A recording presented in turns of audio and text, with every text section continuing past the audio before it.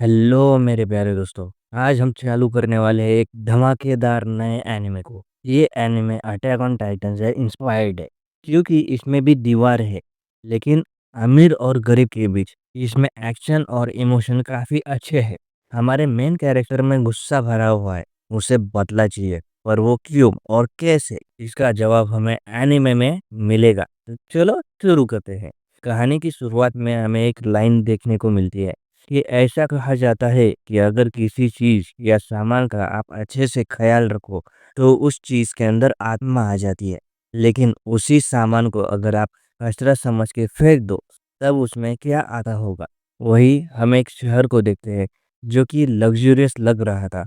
सबने सफ़ेद और साफ कपड़े पहने हुए थे, जैसे इस शहर में गंदगी का नामो निशान भी ना हो। इसी शहर में एक घर में एक छोटी बच्ची थी जिसकी नई डॉल थी, वो फट जाती है। उसे छिलकर आराम से ठीक किया जा सकता था, पर ये लोग उस फटी डॉल को कचरे में फेंक देते हैं। हमें फिर से एक लाइन दिखाई जाती है कि इंसान किसी भी चीज़ को बड़ी आसानी से कचरा बना देते हैं, जैसे कि वो बिल्कुल बेकार है और अब उनके किसी काम नहीं आएगी। वो ऐसा दूसरे इंसानों के साथ भी करते हैं। आगे वो कचरा टनल से होते हुए एक ट्रक में इकट्ठा हो रहा है और वो ट्रक इसे वेयर हाउस में ले जाके फेंक देते हैं। इसी बीच हम एक मास्क वाले लड़के को भी देखते हैं जिसका नाम रूडो है। वो वेयर हाउस के अंदर जाके कचरे में कुछ ढूंढने लगता है, लेकिन एक गार्ड उसे पकड़ लेता है। गार्ड समझ जाता है कि ये वही कचरा चोर है जो उनके सुंदर शहर को गंदा करने में लगा हुआ है। वो अलार्म बजा देता है और रूडो को सरेंडर करने को बोलता है, और रूडो उन पे कचरा फेंक कर वहाँ से भागने लगता है। वो लोग उस पर गोली भी चलाते हैं, लेकिन रूडो उनसे बच जाता है। पर एक गोली उसके हाथ को छूकर निकल जाती है, लेकिन फिर भी रूडो यहाँ से बचकर भाग निकलता है। बाहर आके रूडो मन में बोलता है, मैं किसी का कुछ नहीं बिगाड़ रहा कमीनों। हम उसकी बैग में फटी हुई डॉल को देखते हैं। वही टाउन में लड़कियां आपस में बात कर रही थी। तुमने सुना क्या वो कचरा चोर कल भी आया था? आखिर कचरे की चोरी कौन करता है? वो जरूर झोपड़ियों में रहने वाला होगा। वही इनकी बातें एक आदमी सुन रहा था, जिसके कपड़े थोड़े मैले थे, क्योंकि ये आदमी झोपड़ी में रहने वाला है। ये लोग झोपड़ियों वालों को बहुत नीची नज़रों से देखते हैं। वो लड़कियां कहती है कि जरा देखो ये कितना गंदा लग रहा है। ये लोग हमारे जमीन पर आते ही क्यों है? उस आदमी का नाम रेक्लो है। वो एक गेट खोलकर वहां से बाहर निकल जाता है और हम देखते हैं कि यहाँ एक बड़ी दीवार बनी हुई थी और दीवारों के दोनों तरफ जमीन आसमान का फर्क था। एक तरफ सब कुछ आलीशान और सुंदर था, तो दूसरी तरफ सब कुछ गंदा, पुराना और मैला था। वो दीवार अमीर और गरीब को अलग रखने के लिए थी, और इन गरीबों को ही झोपड़ियों वाला कहते हैं। गरीबी वाली साइड में भी कचरे वाले चोर की बात हो रही थी कि उसके चक्कर में हम लोगों पर कोई मुसीबत ना आ जाए। तभी हम रूडो को देखते हैं, जो कि उस डॉल को ठीक करने में लगा हुआ था। तभी उसके पास एक लड़की आती है जिसका नाम चीवा है। चीवा रूडो को डांटने लगती है कि वो फिर से कचरा उठा लाया। शहर के लोग अपने कचरे को लेकर बहुत सीरियस थे। अगर उन्होंने रूडो को पकड़ लिया तो पता नहीं उसके साथ क्या करेंगे। तो उसे ये कचरा चोरी बंद कर देना चाहिए। रूडो बोला, अमीर लोग ऐसी चीज़ें भी फेंक देते हैं जो बिल्कुल ठीक होती है, और उन चीज़ों के लिए मुझे बुरा लगता है। इसलिए मैं उन चीज़ों को ठीक करके बेच देता हूँ और थोड़े बहुत पैसे कमा लेता हूँ। वो तभी वहाँ 3 लड़के आ जाते हैं और रोडो का मज़ाक बनाने लगते हैं कि इसमें से कितनी बदबू आ रही है। जीवा को इसके साथ नहीं घूमना चाहिए। ये हमेशा गंदे ग्लव्स पहने रखता है। इसने तुम्हें टच कर दिया तो तुम बीमार हो जाओगे। जीवा बोली, उसे रोडो से कोई प्रॉब्लम नहीं है। हम सभी झोपड़पट्टी में रहते हैं, तो हम सब एक समान हैं। असल में ये झोपड़पट्टी वाला एरिया क्रिमिनल्स का कैद करने के लिए बनाया गया था, और ये सब लोग किसी न किसी क्रिमिनल्स के वंशज हैं, यानी अपने बाप दादा के कर्मों की सज़ा इन्हें मिल रही है। ये अपनी इमेज सुधारने के लिए बहुत मेहनत करते हैं, लेकिन रोडो के बाप ने सारी मेहनत बेकार कर दी थी, क्योंकि उसने ढेर सारे लोगों का खून कर दिया था। अब ये सुन रोडो बहुत गुस्सा हो जाता है, और उसकी आँखें देख ये तीनों डर के यहाँ से भाग जाते हैं और बोलते हैं कि जैसा बाप वैसा बेटा, ये भी अपने बाप की तरह किसी दिन कातिल बनेगा। जीवा अब रूडो से बोलती है कि तुम बिल्कुल अपने बाप जैसे नहीं हो, मुझे तुम पर भरोसा है। तुम एक अच्छे इंसान हो और कभी किसी को नहीं मारोगे। ये बात सुन रूडो शर्माने लगता है, और हमें यहाँ पता चलता है कि वो चीवा को पसंद करता है। तभी चीवा की नज़र उस डॉल पर जाती है जिसे रूडो ने ठीक कर दिया था, और वो डॉल उसे बहुत अच्छी लगती है। असल में रूडो ये डॉल बेचने के लिए नहीं लाया था, बल्कि चीवा को गिफ्ट देने के लिए लाया था। पर इससे पहले कि वो चीवा को डॉल दे पाता, वहाँ उसकी मम्मी आ जाती है और वो चली जाती है। इसके बाद रूडो भी अपने घर आ जाता है, जहाँ रेक्टो उसकी टांग खींचने लगता है कि तुम वो डॉल उस लड़की के लिए लाए थे। रेक्टो ने इनकी सारी बातें सुन ली थी। वो बोला कि उसे सीधे अपने प्यार का इज़हार कर देना चाहिए। पर पहले ये बताओ कि कल रात को तुमने क्या गोल खिलाए हैं? वो आगे बोला कि हम इतने गरीब नहीं हैं कि तुम कचरा चोर बनते फिरो। पैसे कमाने का काम मुझ पर छोड़ दो और अपनी लाइफ को रिस्क में डालना बंद करो। रेक्टो ने रूडो को पाल-पोस कर बड़ा किया है। वो उसका सगा बाप नहीं है, लेकिन उसके फादर जैसा है और रूडो उसकी काफ़ी रिस्पेक्ट भी करता है। और उसकी मदद करने के लिए ही रूडो ये चोरी कर रहा था। तभी रेक्टो नोटिस करता है कि रूडो के हाथ पर चोट आई है। वो रूडो को अपने ग्लव्स उतारने को बोलता है, ताकि उसके हाथ पर पट्टी बांध सके।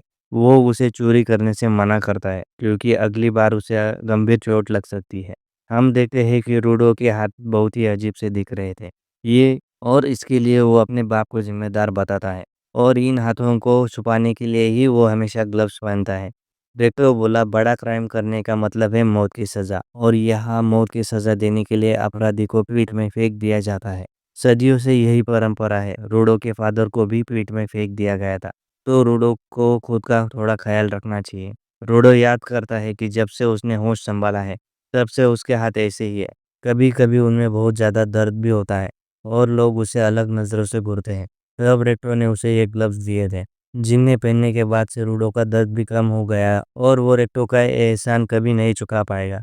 रेक्टो फिर से रूडो की टांग खींचने लगता है कि उसे जल्दी चिवा से अपना प्यार का इज़हार कर देना चाहिए, वरना कोई और उसे उड़ा ले जाएगा।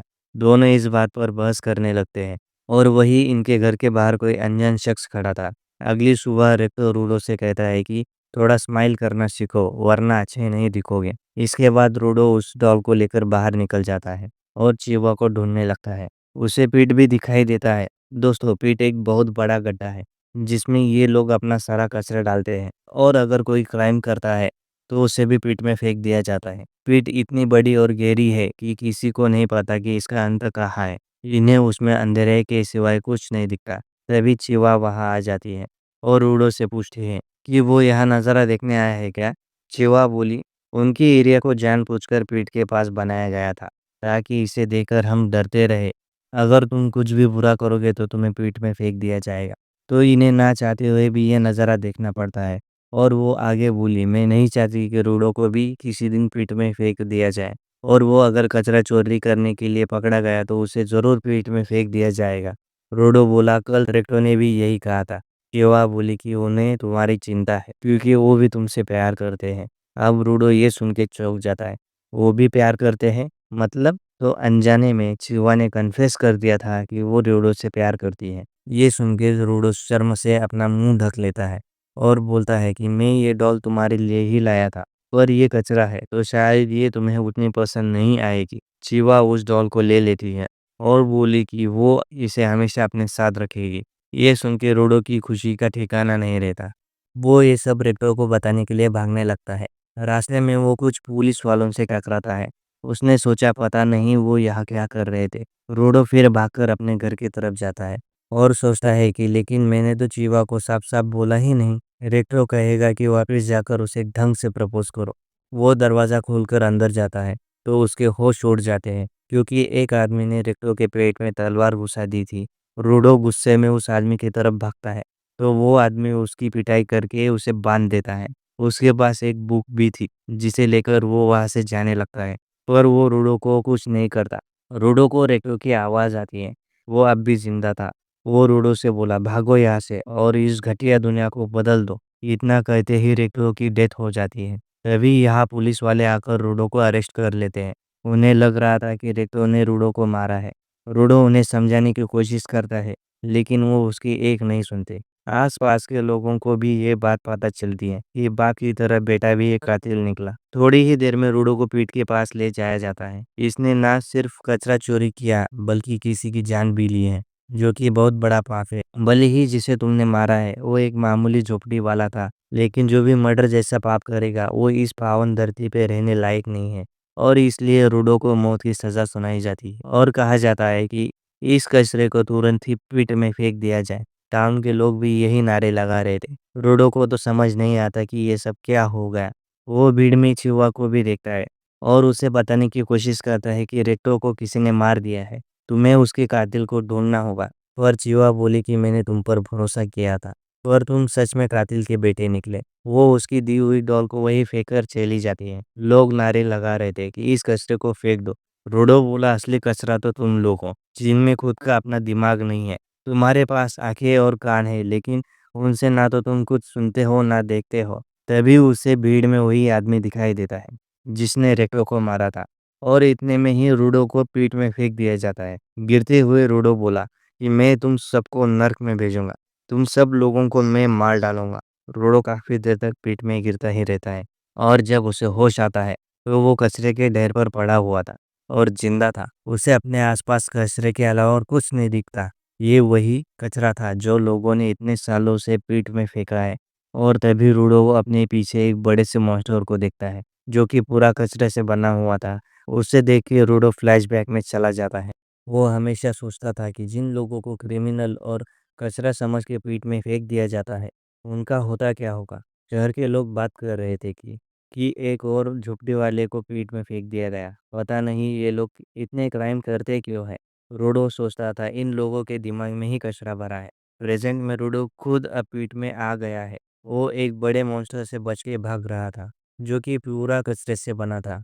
वो मॉन्स्टर दहाड़ता है जिससे वहाँ कुछ और भी कचरे से बने मॉन्स्टर आ जाते हैं और वो रूडो को चारों तरफ से घेर लेते हैं। रूडो सोचता है कि ये चीज़ आखिर है क्या और ये चल फिर कैसे पा रहा है। रूडो उनसे जान बचा के भागता रहता है। तभी उसे एक इंसान की खोपड़ी भी मिलती है। वो ऊपर की तरफ देखकर चिल्लाता है, तुम कमीने मुझे इस नर्क में कैसे फेंक सकते हो।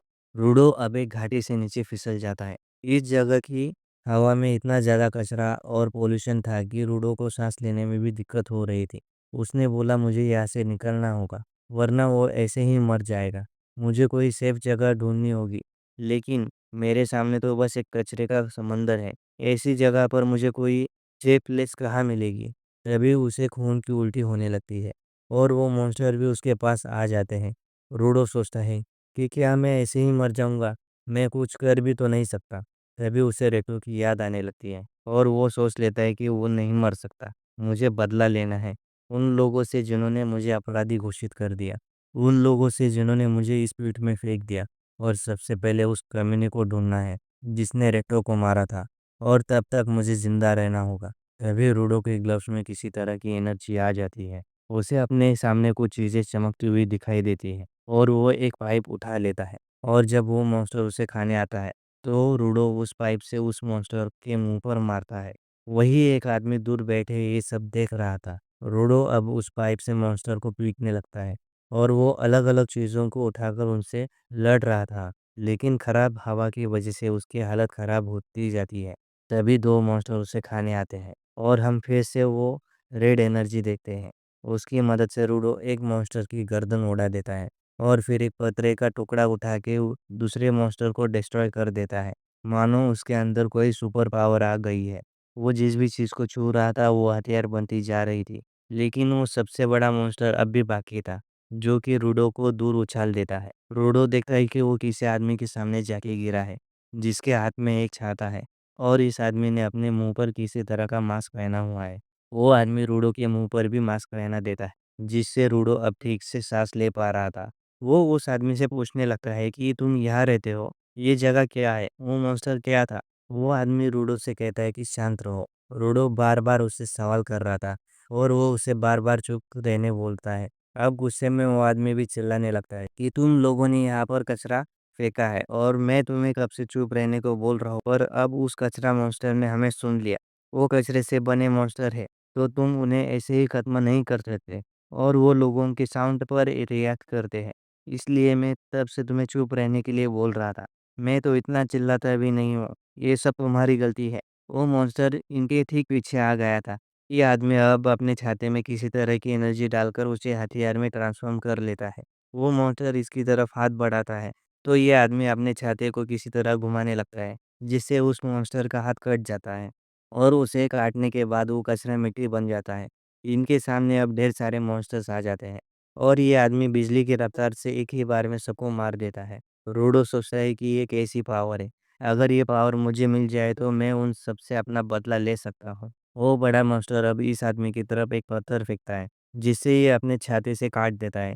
इसके बाद ये अपने छाते को बड़ा करके एक धमाका करता है, जिससे वो मॉन्स्टर पूरी तरह तबाह हो जाता है और उस आदमी का छाता बिल्कुल पहले जैसा नॉर्मल हो जाता है। रोडो पूछता है कि तुम कौन हो? मास्क उतारकर बोलता है, मेरा नाम इंजिन है और मैं एक क्लीनर हूँ। तभी उसे बदबू आती है और वो अपना मास्क वापस पहन लेता है और रूडो को डांटने लगता है, तुमने मेरा मास्क क्यों उतरवाया कमीने? तभी रूडो बेहोश हो जाता है। हमें रूडो का एक फ्लैशबैक आता है, जहाँ वो कुछ बच्चों से झगड़ा करके आया। उसने उनसे कहा था कि चीज़ों में भी जान होती है और वो उस पर हंसने लगते हैं। रेक्टो पूछता है कि तुमने उन्हें पलटकर मारा, जिस पर रूडो मना करता है। तो रेक्टो कहता है कि अच्छा किया। रेक्टो ने रूडो को बताया था कि अगर तुम किसी चीज़ का अच्छे से ख्याल रखो तो उसमें सोल आ जाती है। तो रूडो को लगा कि उसमें जान आ जाती है। रेक्टो बोला कि ये तो बस एक पुरानी कहानी है। लोगों ने अपने चीज़ों का ख्याल रखने के लिए इस कहानी को बनाया होगा, पर मैं इस बात पर यकीन करता हूँ। जैसे इस टॉवल में भी सोल है, जो तुम्हें इतने अच्छे से साफ कर देता है। रूडो पूछता है कि तो उस कुर्सी और उस टेबल में भी सोल है? रेक्टो हंसते हुए बोलता है कि हो सकती है। रूडो अब पूछता है क्या इन ग्लव्स में भी? रेक्टो कहता है कि अगर तुम इनका अच्छे से ख्याल रखोगे तो कुछ टाइम बाद इनमें भी सोल आ जाएगी। अब प्रेजेंट में रूडो को होश आता है। वो चेन से बंधा हुआ था, उसे इंजन ने बांधा था और वो उसे घसीट कर ले जाने लगता है। रूडो कहता है कि मुझे छोड़ दो, मुझे वापस ऊपर जाना है। तो इंजन कहता है कि ये नामुमकिन है। उस ऊपर वाली जगह को हम स्पेयर बोलते हैं और वहाँ से आने वाले लोगों को स्पेराइट। तो तुम इतना ऊपर क्या उड़ के जाओगे? और वो हमेशा चलता ही रहता है। तो आसान शब्दों में वापिस ऊपर जाना अभी तो नामुमकिन है। ये ख्याल मन से निकाल दो। रूडो बोलता है कि मैं वापिस जाऊंगा चाहे कुछ भी हो जाए। और तुमने कहा कि ये अभी पॉसिबल नहीं है। मतलब तुम कुछ तो जानते हो कि ऊपर कैसे जा सकते हैं। मुझे इस दुनिया के बारे में जानना है, उस मॉन्स्टर के बारे में भी और तुम्हारे पावर्स के बारे में भी। मैं भी इस पावर का यूज़ करके ऊपर रहने वाले कमीनों को मार दूँगा और जब तक तुम मुझे सब कुछ बता नहीं देते, मैं चुप नहीं बैठूँगा। इंजन बोलता है कि ठीक है, मैं तुम्हें सब बताऊँगा। वो उसे घसीटकर एक खाली जगह में लाता है, जहाँ पर एक घर था और वो रूडो को यहीं छोड़कर जाने लगता है। उस घर में से कुछ लोग निकल कर बाहर आते हैं। एक आदमी रूडो के पास आकर पूछता है, ये बच्चे तुम कहाँ से आए हो? ऊपर से आए हो क्या? रूडो कहता है कि हाँ, मैं ऊपर से गिरा हूँ। ये सुन के वो लोग अपने मास्क फेंक देते हैं और बोलते हैं कि तुम सच में ऊपर से आए हो। मैंने आज तक ऊपर से आए किसी भी इंसान को जिंदा नहीं देखा, लेकिन ये तो हमारी भाषा बोल सकता है। क्या ये सच में ऊपर से आया होगा? एक आदमी बोलता है कि ये जरूर सच कह रहा है। हमने आज तक सिर्फ डेड बॉडीज ही देखी है। जरा देखो तो कैसे बांध कर फेंका है बेचारे को। और वो उसकी चेन खोलने लगते हैं। रूडो सोचता है कि ये लोग उस इंजन से तो अच्छे ही लग रहे हैं, पर वो लोग रूडो को ट्रक में बांध देते हैं कि अब ठीक है, अब ये सोने का अंडा कहीं भागे नहीं जाएगा। असल में ऊपर से आए लोगों की बॉडीज़ को ये लोग अच्छी कीमत में बेचते हैं। कुछ लोग तो सिर्फ़ उनके कपड़ों के लिए भी अच्छे पैसे देते हैं और रोडो तो ज़िंदा है, तो ये तो बहुत ज़्यादा महँगा बिकेगा। अब कोई किसी स्पेराइट को क्यों ही खरीदना चाहेगा? क्योंकि ये लोग इनसे नफ़रत करते हैं। तुम लोग अपना सारा कचरा यहाँ नीचे फेंक देते हो, जिससे यहाँ की हवा ज़हरीली बन गई है, बल्कि उनमें मॉन्स्टर भी बनने लगे हैं। कई लोग मॉन्स्टर के हाथों मारे गए। जहरीले हवा की वजह से मारे गए, लोगों को अपने घर छोड़ने पड़े। इसीलिए हम ऊपर वालों से बहुत नफ़रत करते हैं और अब तुम्हें टॉर्चर किया जाएगा और सबके सामने तुम्हारा तमाशा बनाया जाएगा। तभी वो रूडो के मुँह में कुछ खाना ठूँसने लगता है और कहता है कि कैसा लगा तुम्हें? तो हमारा खाना भी कचरा ही लगता होगा। तुम तो कभी कचरे को हाथ भी नहीं लगाते होंगे। रूडो अब उस आदमी की उँगलियाँ ही चबा जाता है और उस खाने को भी खुद ही खाने लगता है। वो बोला कि ये कचरा नहीं है, इसे अब भी खाया जा सकता है। जिससे भी मैं मिलता हूँ वो मुझे ज्ञान देता है। अमीर का वो, गरीब का ये, ऊपर वाले, नीचे वाले लोगों को ये अपने हिसाब से बाँटना बंद करो। इतना कहकर रूडो उन जंजीरों को ही तोड़ देता है और हम फिर से उसके आस-पास वो रेड एनर्जी देखते हैं, जिससे उसके आस-पास की चीज़ें उड़ने लगती है। इंजन दूर से ये सब देख रहा था। रूडो को रेक्टो की बात याद आती है कि अगर तुम किसी चीज़ का ख़्याल रखो तो उसमें सोल आ जाती है और वो सोल फिर तुम्हारी मदद करती है। रूडो समझ जाता है कि उसके ग्लव्स में पावर आ गई है। वो अब एक चेन को पकड़ लेता है।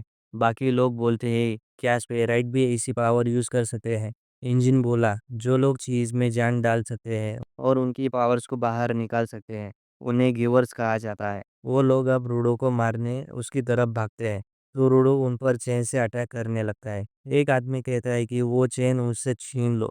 एक गिवर को अपने ऑब्जेक्ट के बिना कुछ नहीं कर सकता। ये लोग उससे चेन दूर कर लेते हैं, तो रूडो एक टायर को उठा लेता है और उसे ट्रांसफॉर्म कर देता है, जो देख के सबके होश उड़ जाते हैं। ये तो एक से ज़्यादा ऑब्जेक्ट्स को यूज़ कर सकता है। रोडो उस टायर से सबको पीट देता है और फिर से उँगली वाले आदमी के पास जाता है, जो अब भी उसे गाली दे रहा था। रोडो उसे मारने वाला था, लेकिन तभी इंजन वहाँ आ जाता है और बोलता है कि शांत हो जा भाई, ये इतना बहुत है। अब जाके रोडो अपने होश में आता है और पूछता है कि अभी ये सब क्या हुआ? उसके हाथ में जो टायर था वो भी मिट्टी बनकर गिर जाता है। इंजन बोलता है कि मुझे देखना था कि तुम्हारे पास कैसी पावर है। अब मैं तुम्हें इस दुनिया और इस पावर के बारे में सब बताऊंगा। बदले में तुम्हें क्लीनर को ज्वाइन करना होगा। हमें तुम जैसे लोगों की ज़रूरत है। रूडो बोला, मुझे नहीं करना। एक वीरान जगह पर एक आदमी बैठा होता है, जिसका नाम शंका है, जिसे इंजन कॉल करके बताता है कि उसे कचरे के ढेर में एक स्पेशल लड़का मिला है, जिसके अंदर भी पावर्स है और ऐसी पावर्स उसने आज तक किसी और के अंदर नहीं देखी है। इसलिए उसने रूडो को क्लीनर्स में भर्ती कर दिया है। फिलहाल ये लोग एक डॉक्टर के पास आए थे जो रूडो को पट्टी बांध रहा था। रूडो इंजन से कहता है कि मैंने बोला था ना, मुझे तुम्हारी टीम ज्वाइन नहीं करनी है, मुझे वापिस ऊपर जाना है। तभी वो डॉक्टर चिल्लाने लगता है, बच्चे, तुम उस कचरे के ढेर की तरफ गए ही क्यों थे? थोड़ी देर और उस हवा में सांस लेते तो ऊपर का टिकट कट जाता, और फिर तुम्हें गुंडों ने भी किडनैप कर लिया। तुम्हें तो इस भले आदमी का शुक्रिया करना चाहिए। और मैं कोई बुरा आदमी नहीं, बल्कि बुरी औरत हूँ। रूडो का इलाज हो गया था। दोनों बाहर आ जाते हैं और इलाज के पैसे इंजन ने दिए थे। रूडो उसे थैंक यू बोलता है और कहता है कि मुझे तुम्हारी टीम ज्वाइन नहीं करनी, मुझे बस जानकारी चाहिए वापिस ऊपर जाने की। इंजन बोलता है कि उन गुंडों को देखकर तो तुम समझ गए होंगे कि यहाँ पर लोग ऊपर वालों से कितनी नफरत करते हैं। तो अगर किसी को पता चल गया कि तुम ऊपर से आए हो तो तुम्हारी वाट लग जाएगी। यहाँ पर जानकारी फ्री में नहीं मिलती, तो अपना मुंह बंद रखो और मेरे पीछे चलते रहो। ये लोग अब एक जगह पर आकर खाना खाने रुकते हैं और रोडो को भूख भी लगी थी। रोडो सोचता है कि उसे लगा था कि पीठ में कचरे के अलावा और कुछ नहीं है, लेकिन यहाँ तो शर बसे हुए हैं जिनमें लोग रहते हैं। इंजन अब रोडो को एक्सप्लेन करता है कि यहाँ पर एनिमा नाम की एक एनर्जी होती है जो टाइम के साथ इकट्ठा होती है, और वो कचरा मॉन्स्टर इस एनिमा एनर्जी से ही बने होते हैं। वो इंसानों को देखते ही उन पर हमला कर देते हैं। ज़्यादातर तो वो कचरे में ही रहते हैं, लेकिन कभी कभी शहर में भी घुस जाते हैं। आम हथियारों से इन मॉन्स्टर्स को नहीं मारा जा सकता, लेकिन तुम्हारे ग्लव्स ज़रूर उन्हें मार सकते हैं। एग्जाम्पल के तौर पे, जैसे एक शेफ के पास उसका पसंदीदा चाकू होता है जिसकी वो सालों तक धार तेज करता है, या एक राइटर के पास उसका पेन होता है। वैसे ही जब कोई भी इंसान अपनी किसी चीज़ का काफ़ी समय तक अच्छे से ख्याल रखता है, तो उस सामान के अंदर आनिमा आ जाता है। ऐसे हथियार को वाइटल इंस्ट्रूमेंट कहा जाता है। जैसे इंजन के पास उसका छाता है और रूडो के पास उसके ग्लव्स। क्योंकि वो मॉन्स्टर्स आनिमा से बने हैं, तो उन्हें आनिमा वाले हथियार से ही हराया जा सकता है। लेकिन बहुत कम लोग ही अपने पावर्स को बाहर निकाल पाते हैं। हम जैसे लोगों को ही गिवर्स कहा जाता है। रोडो मन में सोचता है कि रेक्टो हमेशा सच कहता था कि किसी चीज़ का अच्छे से ख्याल रखो तो उसमें सोल आ जाती है। इंजन कहता है कि क्लीनर्स एक टीम का नाम है जो कचरे से बने मॉन्स्टर से लड़ते हैं, और उन्हें रूडो जैसे और भी गिवर्स की तलाश है। रूडो पूछता है कि अगर मैं तुम्हारी टीम ज्वाइन करता हूँ तो क्या तुम मुझे ऊपर जाने का रास्ता दिखाओगे? इंजन बोलता है कि ऊपर कैसे जाते हैं इसके बारे में मुझे घंटा कुछ नहीं पता। ये सुन के रूडो उस पर गुस्सा करने लगता है, लेकिन इंजन कहता है कि हमारे बॉस को काफ़ी चीज़ों की जानकारी है, उसे ज़रूर पता होगा। इसलिए रूडो को उसके बॉस से मिलना पड़ेगा। इंजन अब पूछता है कि ये ग्लव्स तुम्हें किसने दिए थे? रूडो कहता है कि मेरे फादर ने, और ये ग्लव्स उनकी आखिरी निशानी है। इंजन कहता है कि तो इसलिए तुम इतना ख्याल रख रहे हो, तुम्हारे ग्लव्स में सॉल है। अब ये सुन रूडो को रेक्टो की याद आ जाती है। तभी इंजन का फ़ोन बजने लगता है और वो यहाँ से जाने लगता है। रूडो इंजन का शुक्रिया करता है उसे अब तक बचाने के लिए। इंजन उसे पैसों की एक पोटली भी देता है। ये पैसे उसे रूडो के कपड़े बेचने से मिले थे, और इनमें से ही उसने हॉस्पिटल और खाने का बिल चुकाया है। जो सुन रूडो को गुस्सा आता है इंजन कहता है कि वैसे भी उन कपड़ों में लोग तुम्हें तुरंत पहचान जाते हैं कि तुम ऊपर से आए हो। अब मैं तुम्हारे होने वाले ट्रेनर से मिलने जा रहा हूँ, तुम यही मेरा इंतजार करो। रूडो मन में सोचता है कि एक बार मुझे ऊपर जाने का रास्ता मिल जाए, इसकी टीम को तो मैं लात मार के जाऊंगा। तभी यहाँ एक बिल्ली आती है और रूडो की पोटली उठाकर भागने लगती है। रूडो उसके पीछे एक गली में जाता है और वहां रखी एक लाठी को उठा के भागने लगता है और बिल्ली को पकड़ लेता है और पोटली ले लेता है। ये लाठी असल में झमका की थी। वो रूडो से लाठी वापस मांगता है। रूडो सोचता है कि इसे ये फालतू की लाठी क्यों चाहिए, तो झमका रूडो से लाठी छीन लेता है। रूडो उसके कपड़े पर लगा बैज देखकर समझ जाता है कि ये आदमी भी इंजन की तरह क्लीनर है और इसका वाइटल इंस्ट्रूमेंट ये लाठी है। झंका अब उस लाठी को घुमाते हुए कहता है कि तुम्हारी हिम्मत कैसी हुई मेरे खजाने को चुराने की, तुम्हें तो सबक सिखाना पड़ेगा। वो अपनी लाठी को लोहे की रॉड में ट्रांसफॉर्म कर लेता है और रूडो पर हमला कर देता है और कहता है कि चोरी करने पर उसका फल भी भुगतना पड़ता है रूडो। अब रूडो पूछता है कि तुम्हें मेरा नाम कैसे पता। झंका कहता है कि इंजिन ने तुम्हारे बारे में बताया था और मैं नया ट्रेनर हूँ। सोचा नहीं था कि इतनी मामूली बात तुम्हें सिखानी पड़ेगी, चोरी करना गलत बात होती है। रूडो कहता है कि मैं तो बस उस बिल्ली से अपने पैसे लेने की कोशिश कर रहा था। झंका कहता है कि लगता है तुम्हारे बाप ने तुम्हें अच्छे संस्कार नहीं दिए। अब ये सुन के रूडो भी भड़क जाता है और उसे रेक्टो की बात याद आती है। अगर तुम चाहते हो कि कोई तुम्हारी बात सुने तो उसे शांति से बात करके देखो। तुम्हें ठंडे दिमाग से ये सोचना होगा कि सामने वाले के मन में क्या चल रहा है। अब रूडो सोचता है कि मैंने इसकी छड़ी चुराई थी तो इससे गुस्सा आएगा ही। अगर कोई मेरे ग्लव्स चुरा लेता तो मैं भी यही करता।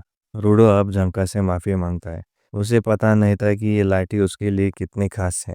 ये सुनते ही झंका का गुस्सा शांत हो जाता है और वो भी रूडो से माफी मांगता है कि ये मेरा खजाना है तो मैं थोड़ा ज्यादा गुस्सा हो गया था।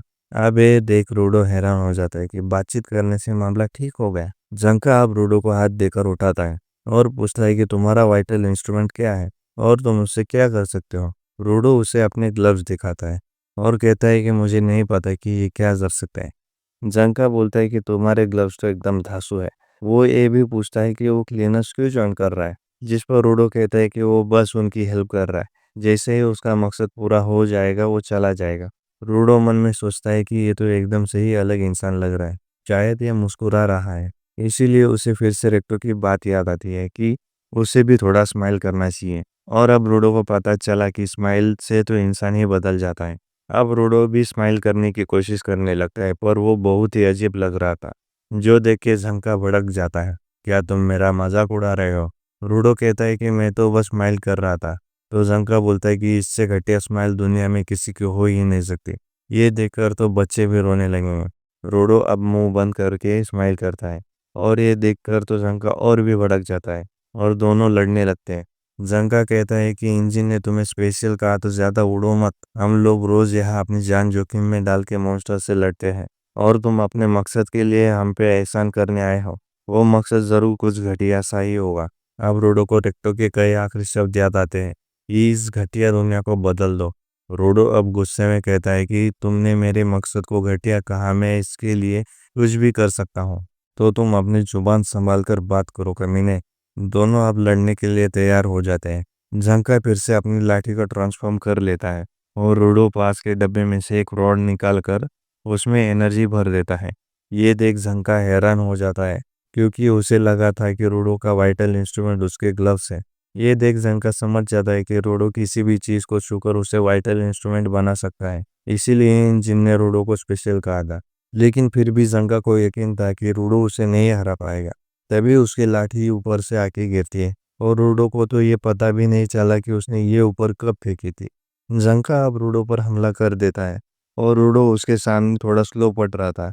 रूडो अब जंका के गाल पर मारता है पर उसे कुछ नहीं होता और वो रूडो को नीचे गिरा देता है। इसके बाद जंका नोटिस करता है कि उसके गाल पे तो पट्टी लगी है, यानी कि अब तक रूडो एक टॉयलेट प्लंजर को यूज कर रहा था। रूडो पूछता है कि ये प्लंजर क्या होता है, तो जंका कहता है कि अरे जिससे टॉयलेट साफ करते हैं। रूडो कहता है कि मुझे कुछ नहीं पता, अब मेरी बारी है बदला लेने की। और वो जंका पर उस प्लंजर से हमला करने लगता है और जंका खुद को पॉटी से बचाने की कोशिश करता है और फिर वहां से भाग जाता है।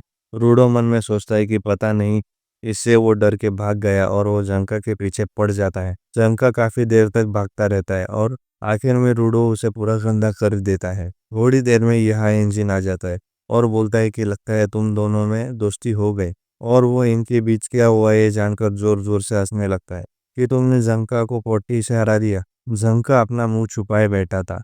अब रूडो ये बात जानकर सदमे में था कि इतनी देर से वो पोटी से लड़ रहा था।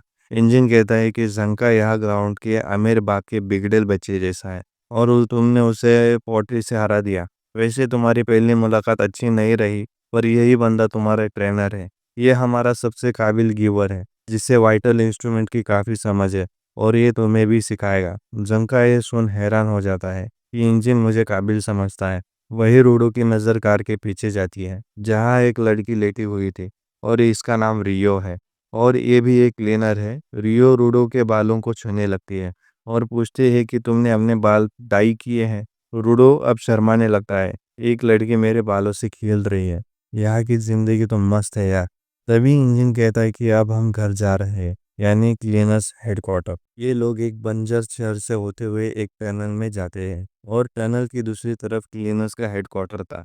रिसेप्शन पर इन्हें सैमियो नाम की एक लड़की मिलती है जो अश्लील मैगजीन पढ़ने में बिजी थी। रियो और झंका रूडो को अभी के लिए गुड बाय बोलकर वहां से चले जाते हैं। इंजन बोलता है कि पहले सैमियो रूडो को चेक करेगी। रूडो के सामने दो मक्खी उड़ रही थी, जिन्हें सैमियो अपनी चम्मच से ही मार देती है। वो बोले कि इंजन ने तुम्हारे बारे में सब बता दिया है, कि वो कहाँ से आया है और उसमें कितना पोटेंशियल है। इंजन बताता है कि सैमियो का वाइटल इंस्ट्रूमेंट उसका चश्मा है, जो उसका विजन एनहांस करते हैं, जिससे वो किसी भी इंसान के अंदर झांक के देख सकती है। सैमियो अब रूडो के अंदर देखती है तो उसे अंधेरा दिखाई देता है, जिससे वो थोड़ी डर जाती है। पर वो इंजन से कहता है कि इसका शरीर काफ़ी स्ट्रांग है, तो हमें इसे ज़्यादा ट्रेनिंग नहीं देनी पड़ेगी और इसका वाइटल इंस्ट्रूमेंट भी काफ़ी अच्छा है, लेकिन इसे उसकी पावर का यूज़ करना सिखाना पड़ेगा।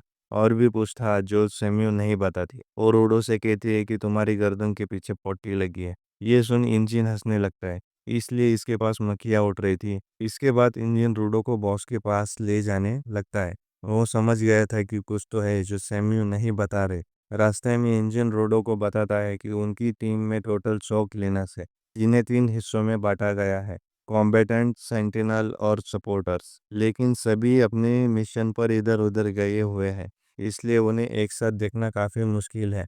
वो एक कमरा खोलता है ताकि कुछ क्लीनर्स को रूडो से मिलवा सकें, लेकिन इसमें तो बहुत सारे लोग थे, जिन्हें देख इंजन वापस दरवाज़ा बंद कर लेता है।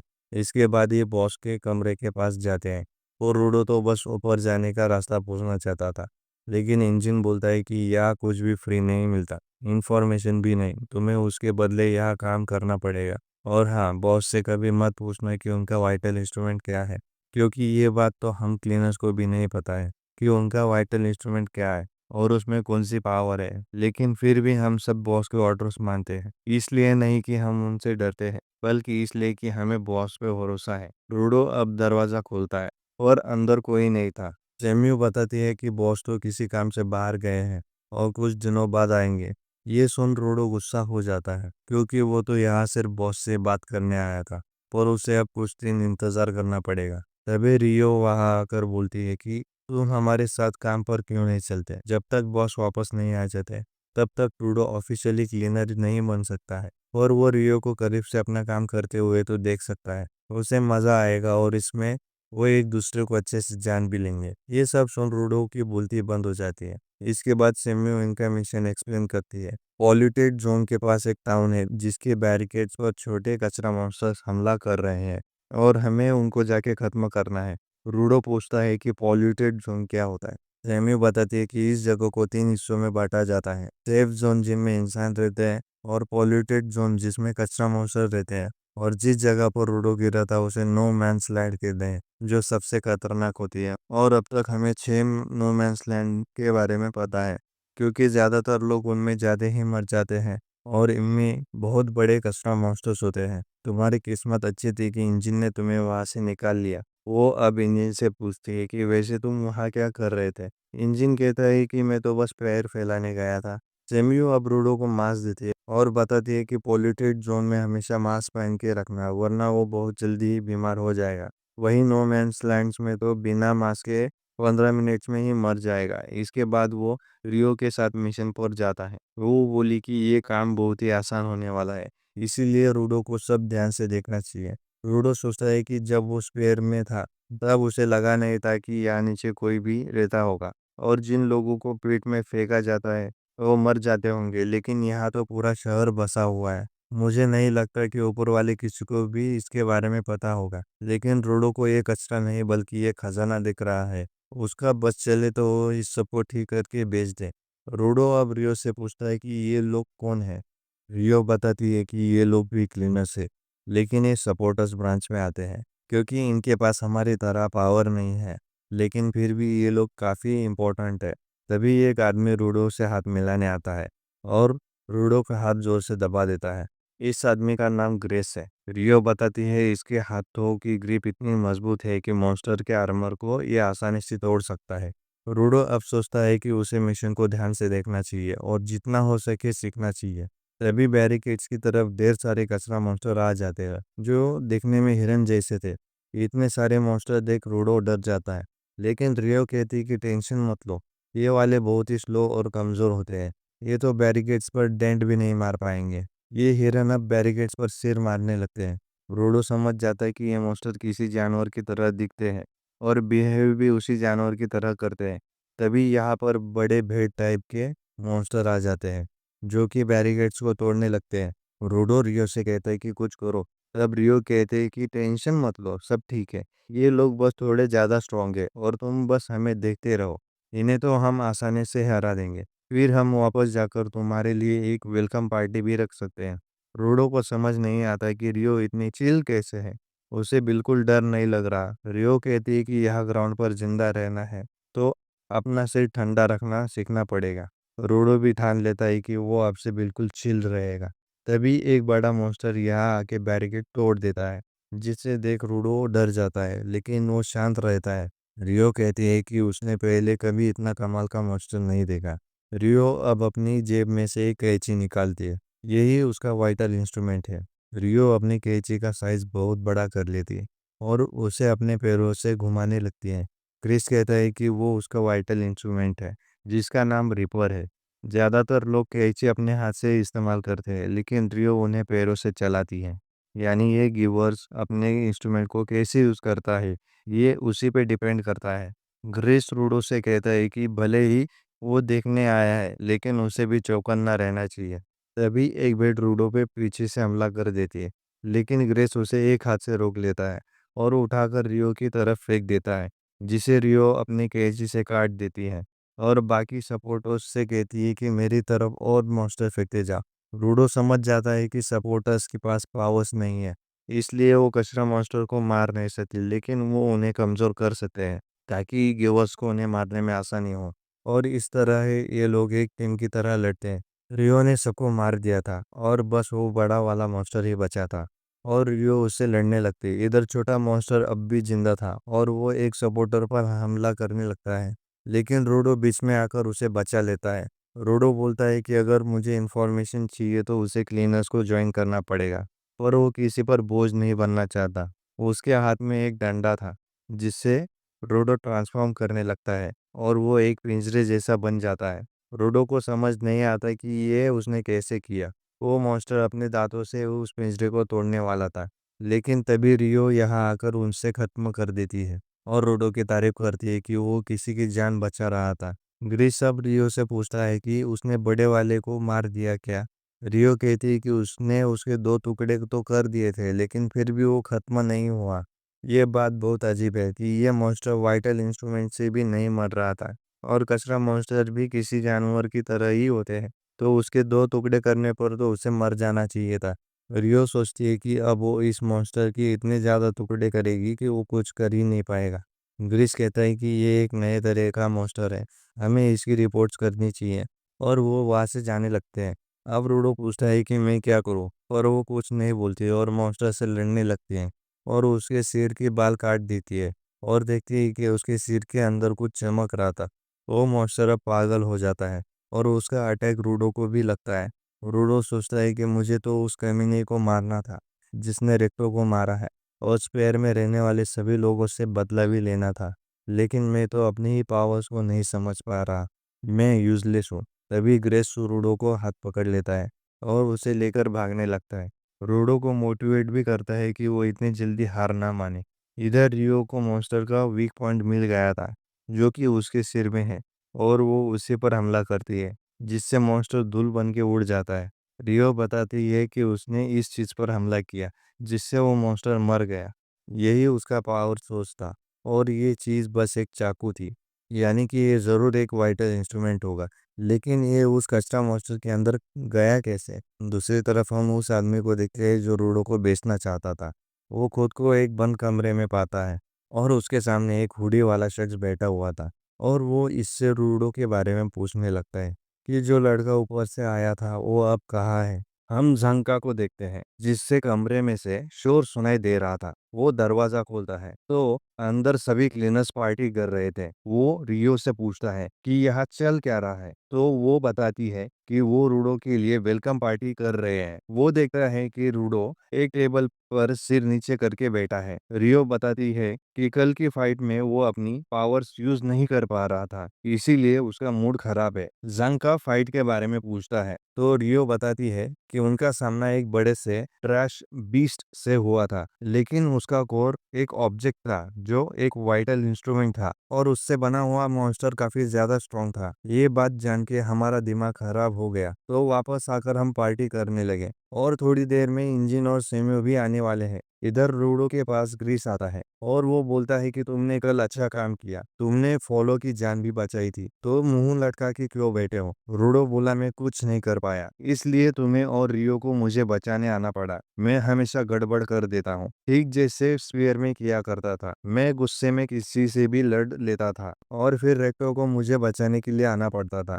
कल की फाइट में भी मुझे बस चुपचाप बैठ के देखना था, और मुझसे वो भी नहीं हुआ। मुझे जल्द से जल्द वापस ऊपर जाना होगा, वरना मैं लोगों के लिए मुसीबत खड़ा करता रहूंगा। ग्रेस फिर भी उसे थैंक यू बोलता है, क्योंकि ज्यादातर लोग सपोर्टर्स को कुछ नहीं समझते, वो उन्हें कमजोर और यूजलेस मानते हैं। लेकिन रूडो ने उनकी रिस्पेक्ट की। फॉलो ने इस टीम को इसलिए ज्वाइन किया क्योंकि वो ट्रैश बीस्ट को मारना चाहता है, लेकिन बिना पावर के वो ऐसा नहीं कर सकता। तो वो अब बस एक ऑब्जेक्ट का अच्छे से ख्याल रख रहा है, ताकि एक दिन वो भी गिवर बन जाए, और जब उसे पावर मिल जाएगी तब भी वो एक सपोर्टर ही रहेगा, ताकि सबको ये बता सके कि सपोर्टर्स का काम भी इम्पोर्टेंट होता है। वो रूडो से पूछता है कि तुम क्या चाहते हो? जब तुम ऊपर थे तब तुम क्या करना चाहते थे? रूडो को कुछ समझ नहीं आता, तो ग्रीस उसे खुद पर भरोसा रखने को बोलता है। तभी इंजन यहाँ आता है और रूडो से पूछता है कि उसने कुछ खाया कि नहीं। रियो, जंका और ग्रीस भी उसे अपने साथ खाना खाने को बुलाते हैं, और रूडो उसके साथ खाने बैठ जाता है। इसके बाद गॉब नाम का एक लड़का दीवार पर पेंटिंग बनाने लगता है। दूसरी तरफ हम उसी आदमी को देखते हैं जिसने रूडो को पकड़ा था। उसने अनजान आदमी को रूडो के बारे में सब कुछ बता दिया था, और वो अनजान आदमी उसे जान से मार देता है, और बोलता है कि ये रूडो तो एक काफी अच्छा तोहफा रहेगा। दूसरी तरफ हम सेम्यू को देखते हैं,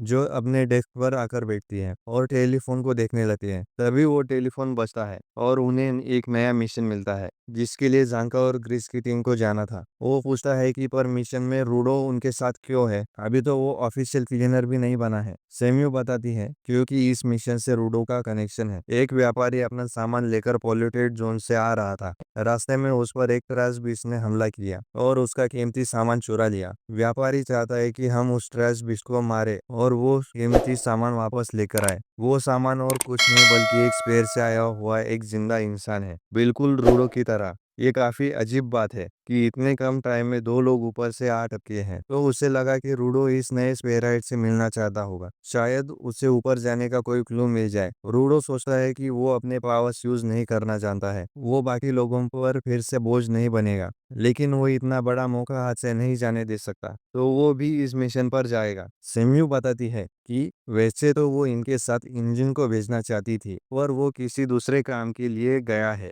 और उसी ने बोला है कि मेरी जगह झांका को भेज दो। ये सुन के झांका बहुत खुश हो जाता है। इसके बाद ये लोग मिशन पर निकल पड़ते हैं। रूडो ग्रीस से पूछता है कि वो अपने साथ कोई वेपन क्यों नहीं रखता, जिस पर ग्रीस कहता है कि उसके दोनों हाथ ही काफी हैं। एक दूसरा आदमी बताता है कि ग्रीस अपने साथ एक तालिस्मान रखता है और मिशन पर जाने से पहले उसकी पूजा करता है, ताकि सब लोग सेफ रहे। ग्रीस कहता है है कि ये तो काफी सस्ते में उसे मिल गया था और प्रे करने में किसी का नुकसान तो नहीं है। तभी इनके पीछे एक लड़का आ जाता है और बोलता है कि वही वो व्यापारी है जिसने इन लोगों को मिशन पर बुलाया है। रूडो उसे ढेर सारे सवाल करने लगता है कि वो स्फेराइट कैसे दिखता था, उसने कुछ बताया था कि नहीं। व्यापारी कहता है कि वो बेहोश था तो उसने कुछ नहीं पूछा। इन्हें जल्दी उसे ढूंढकर ट्रायस बीच से बचा लेना चाहिए। रूडो पूछता है कि तुम उसे बेचने का तो नहीं सोच रहे ना। व्यापारी कहता है कि बिल्कुल नहीं, बल्कि उसे तो उसकी चिंता है। जांका मन में सोचता है कि कोई ट्रायस बीस्ट किसी इंसान का किडनैप क्यों ही करेगा, यहाँ कुछ तो गड़बड़ लग रही है। व्यापारी इन्हें एक बिल्डिंग दिखाता है और कहता है कि वो मॉन्स्टर उसी के अंदर गया था। ये लोग अब उस बिल्डिंग के अंदर जाते हैं।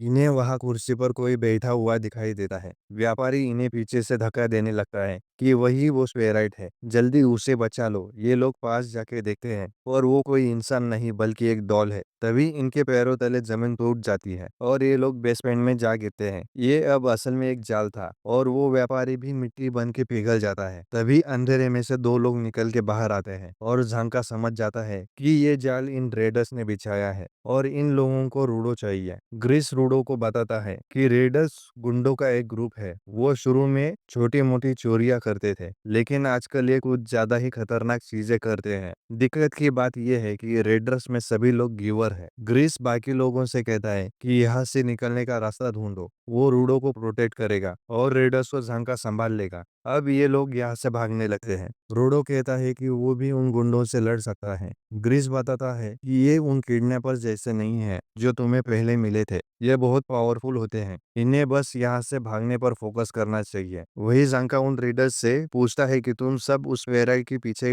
क्यों पड़े हो? ऊपर से आए लोग इतनी ज्यादा कीमत में बिकते हैं क्या? एक रेडर बोलती है, हम उसे बेचना नहीं चाहते, बल्कि ऊपर की दुनिया के बारे में जानना चाहते हैं, और इस बारे में उस लड़के से ज्यादा बेहतर कौन बता पाएगा, जैसे कि वो बॉर्डर पार करने के बाद भी जिंदा कैसे बच गया। जांका सोचता है कि अब ये बॉर्डर क्या चीज है। तभी यहाँ मिट्टी की बनी कुछ डॉल्स आ जाती है। जांका समझ जाता है कि ये किसी रेडर की पावर है और उसी ने फ्लोर को गायब करके इन्हें नीचे गिराया है। और वो व्यापारी भी मिट्टी से बनी एक डॉल थी। जांका कहता है कि इन मिट्टी की डॉल से तो वो आराम से निपट लेगा, लेकिन डॉल्स में एक असली रेडर भी छुपा हुआ था जो जांका को जोरदार मुक्का मार देता है। वो रेडर कहती है, लगता है तुम्हें इंसानों से लड़ने का ज्यादा एक्सपीरियंस नहीं है, इसीलिए तुम हमारे सामने जरूर हार जाओगे, क्योंकि क्लीनर्स अब तक सिर्फ ट्रैश बीच से ही लड़ते आए हैं। दूसरा रेडर मिट्टी की डॉल्स में छुपकर जांका पर हमला कर रहा था, जिससे जांका पीट जाता है। तभी वो रेडर ग्राउंड की जगह को मिट्टी में बदल देती है। उन्हें बस जांका को मारना है, इसके बाद ये आसानी से बाकी सबको मार के रूडो को ले जाएंगे।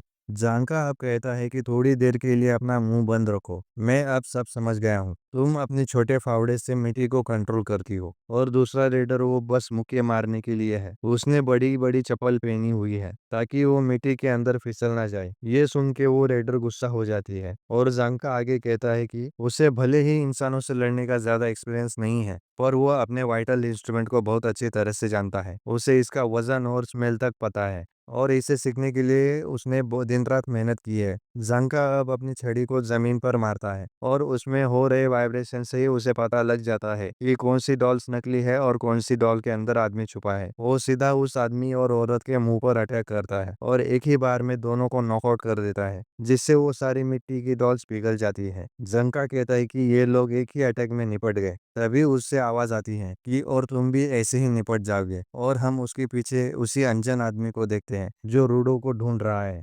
वही बाकी सब यहाँ से बाहर निकलने का रास्ता ढूंढने लगते हैं। इन्हें एक एग्जिट मिलता है जिसमें से सीढ़ियां ऊपर जा रही थी। ग्रीस सब तीन सपोर्टर्स को ऊपर जाके सिग्नल भेजने को बोलता है ताकि बैकअप यहाँ आ सके, और वो खुद झांका के पास जा रहा है। तभी इन्हें किसी के आने की आवाज आती है। ग्रीस को लगता है कि ये झांका होगा और उसने रेडर्स को हरा दिया है, लेकिन ये झांका नहीं था। वो लड़का रूडो की तरफ देखकर बोलता है कि इसके सफेद बाल है, मतलब यही वो ऊपर से आया हुआ गिवर्स है। ऐसा कहकर वो एग्जिट वाली दीवार पे स्पाइडरमैन के जैसे चिपक जाता है। ग्रिस समझ जाता है कि ये एक रेडर है, इसका नाम जेबर है। वो बाहर जाने के रास्ते को तबाह कर देता है। ग्रिस इससे कहता है कि रूडो क्लीनर्स का हिस्सा है, उस तक पहुंचने से पहले तुम्हें हमसे निपटना होगा। जेबर कहता है कि मैं पहले ही काफी लेट हो चुका हूँ और मैं रास्ता भटक गया था। ग्रिस पूछता है कि उसने जांका के साथ क्या किया, और जेबर उसे इग्नोर करते हुए रूडो से बात करता है। कोई है जो तुमसे मिलना चाहता है, तो तुम्हें मेरे साथ चलना चाहिए। वो मास्क भी निकाल के फेंक देता है, क्योंकि यहाँ कोई ट्रैश मॉन्स्टर नहीं है। रोडो उससे पूछता है कि उसे झांका के साथ क्या किया। जेबर कहता है कि जो दुश्मन स्ट्रांग होते हैं उन्हें मैं जान से नहीं मारता,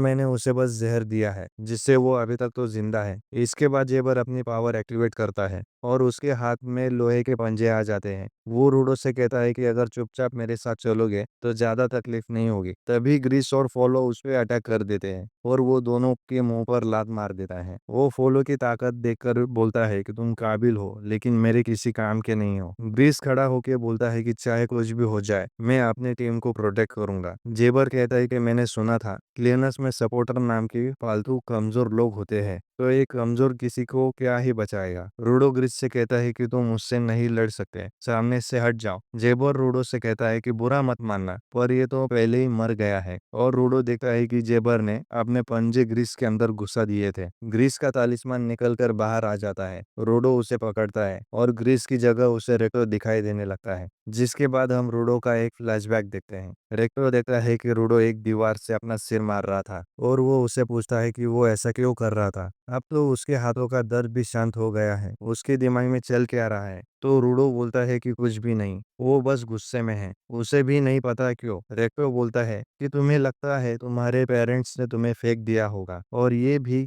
कि तुम बेकार हो, किसी कचरे की तरह। रेक्टो रूडो से कहता है कि चलो बाहर घूमने चलते हैं, वहां रूडो को जरूर कोई चीज मिलेगी जिसमें रूडो का इंटरेस्ट होगा। आज हम ढेर सारी चीजें देखेंगे कि तुम्हें क्या पसंद आता है, और तुम्हारा ये खाली कमरा जल्द ही ऐसी चीजों से भर जाएगा जो तुम्हें पसंद होगी। रेक्टो अब रूडो को बाहर ले जाता है। ये बुक्स देखते हैं, स्पोर्ट्स ट्राई करते हैं, कुकिंग भी ट्राई करते हैं, लेकिन किसी काम में भी रूडो को इतना मजा नहीं आता। तभी रूडो देखता है कि दीवार के उस तरफ एक आदमी कचरा फेंक के जा रहा था। रूडो तुरंत भाग के उस तरफ जाता है और उस कचरे से एक डॉल निकाल लेता है और जोर जोर से रोने लगता है कि ये तो बस थोड़ा सा ही टूटा है, कोई इसे फेंक कैसे सकता है, मैं इसे ठीक करना चाहता हूँ। रेक्टो ये देख बोलता है, तुम उन चीजों की कीमत भी देख सकते हो जिन्हें लोग बेकार समझ के फेंक देते हैं। कहानी अब वापिस प्रेजेंट में आती है। रूडो ने तो तालिस्मान पकड़ लिया था और वो उसको अपनी पावर से ट्रांसफॉर्म करने लगता है। ग्रिस जो अब भी जिंदा है, वो ये देख बोलता है, ये अब समझ आया कि पहले रूडो अपनी पावर्स क्यों यूज नहीं कर पा रहा था। रूडो की पावर ये नहीं कि वो किसी भी ऑब्जेक्ट को छूकर उसे वाइटल इंस्ट्रूमेंट बना देता है, बल्कि ये है कि वो किसी भी ऑब्जेक्ट की असली काबिलियत को बाहर लाता है। रूडो उस तालिस्मान को ट्रांसफॉर्म कर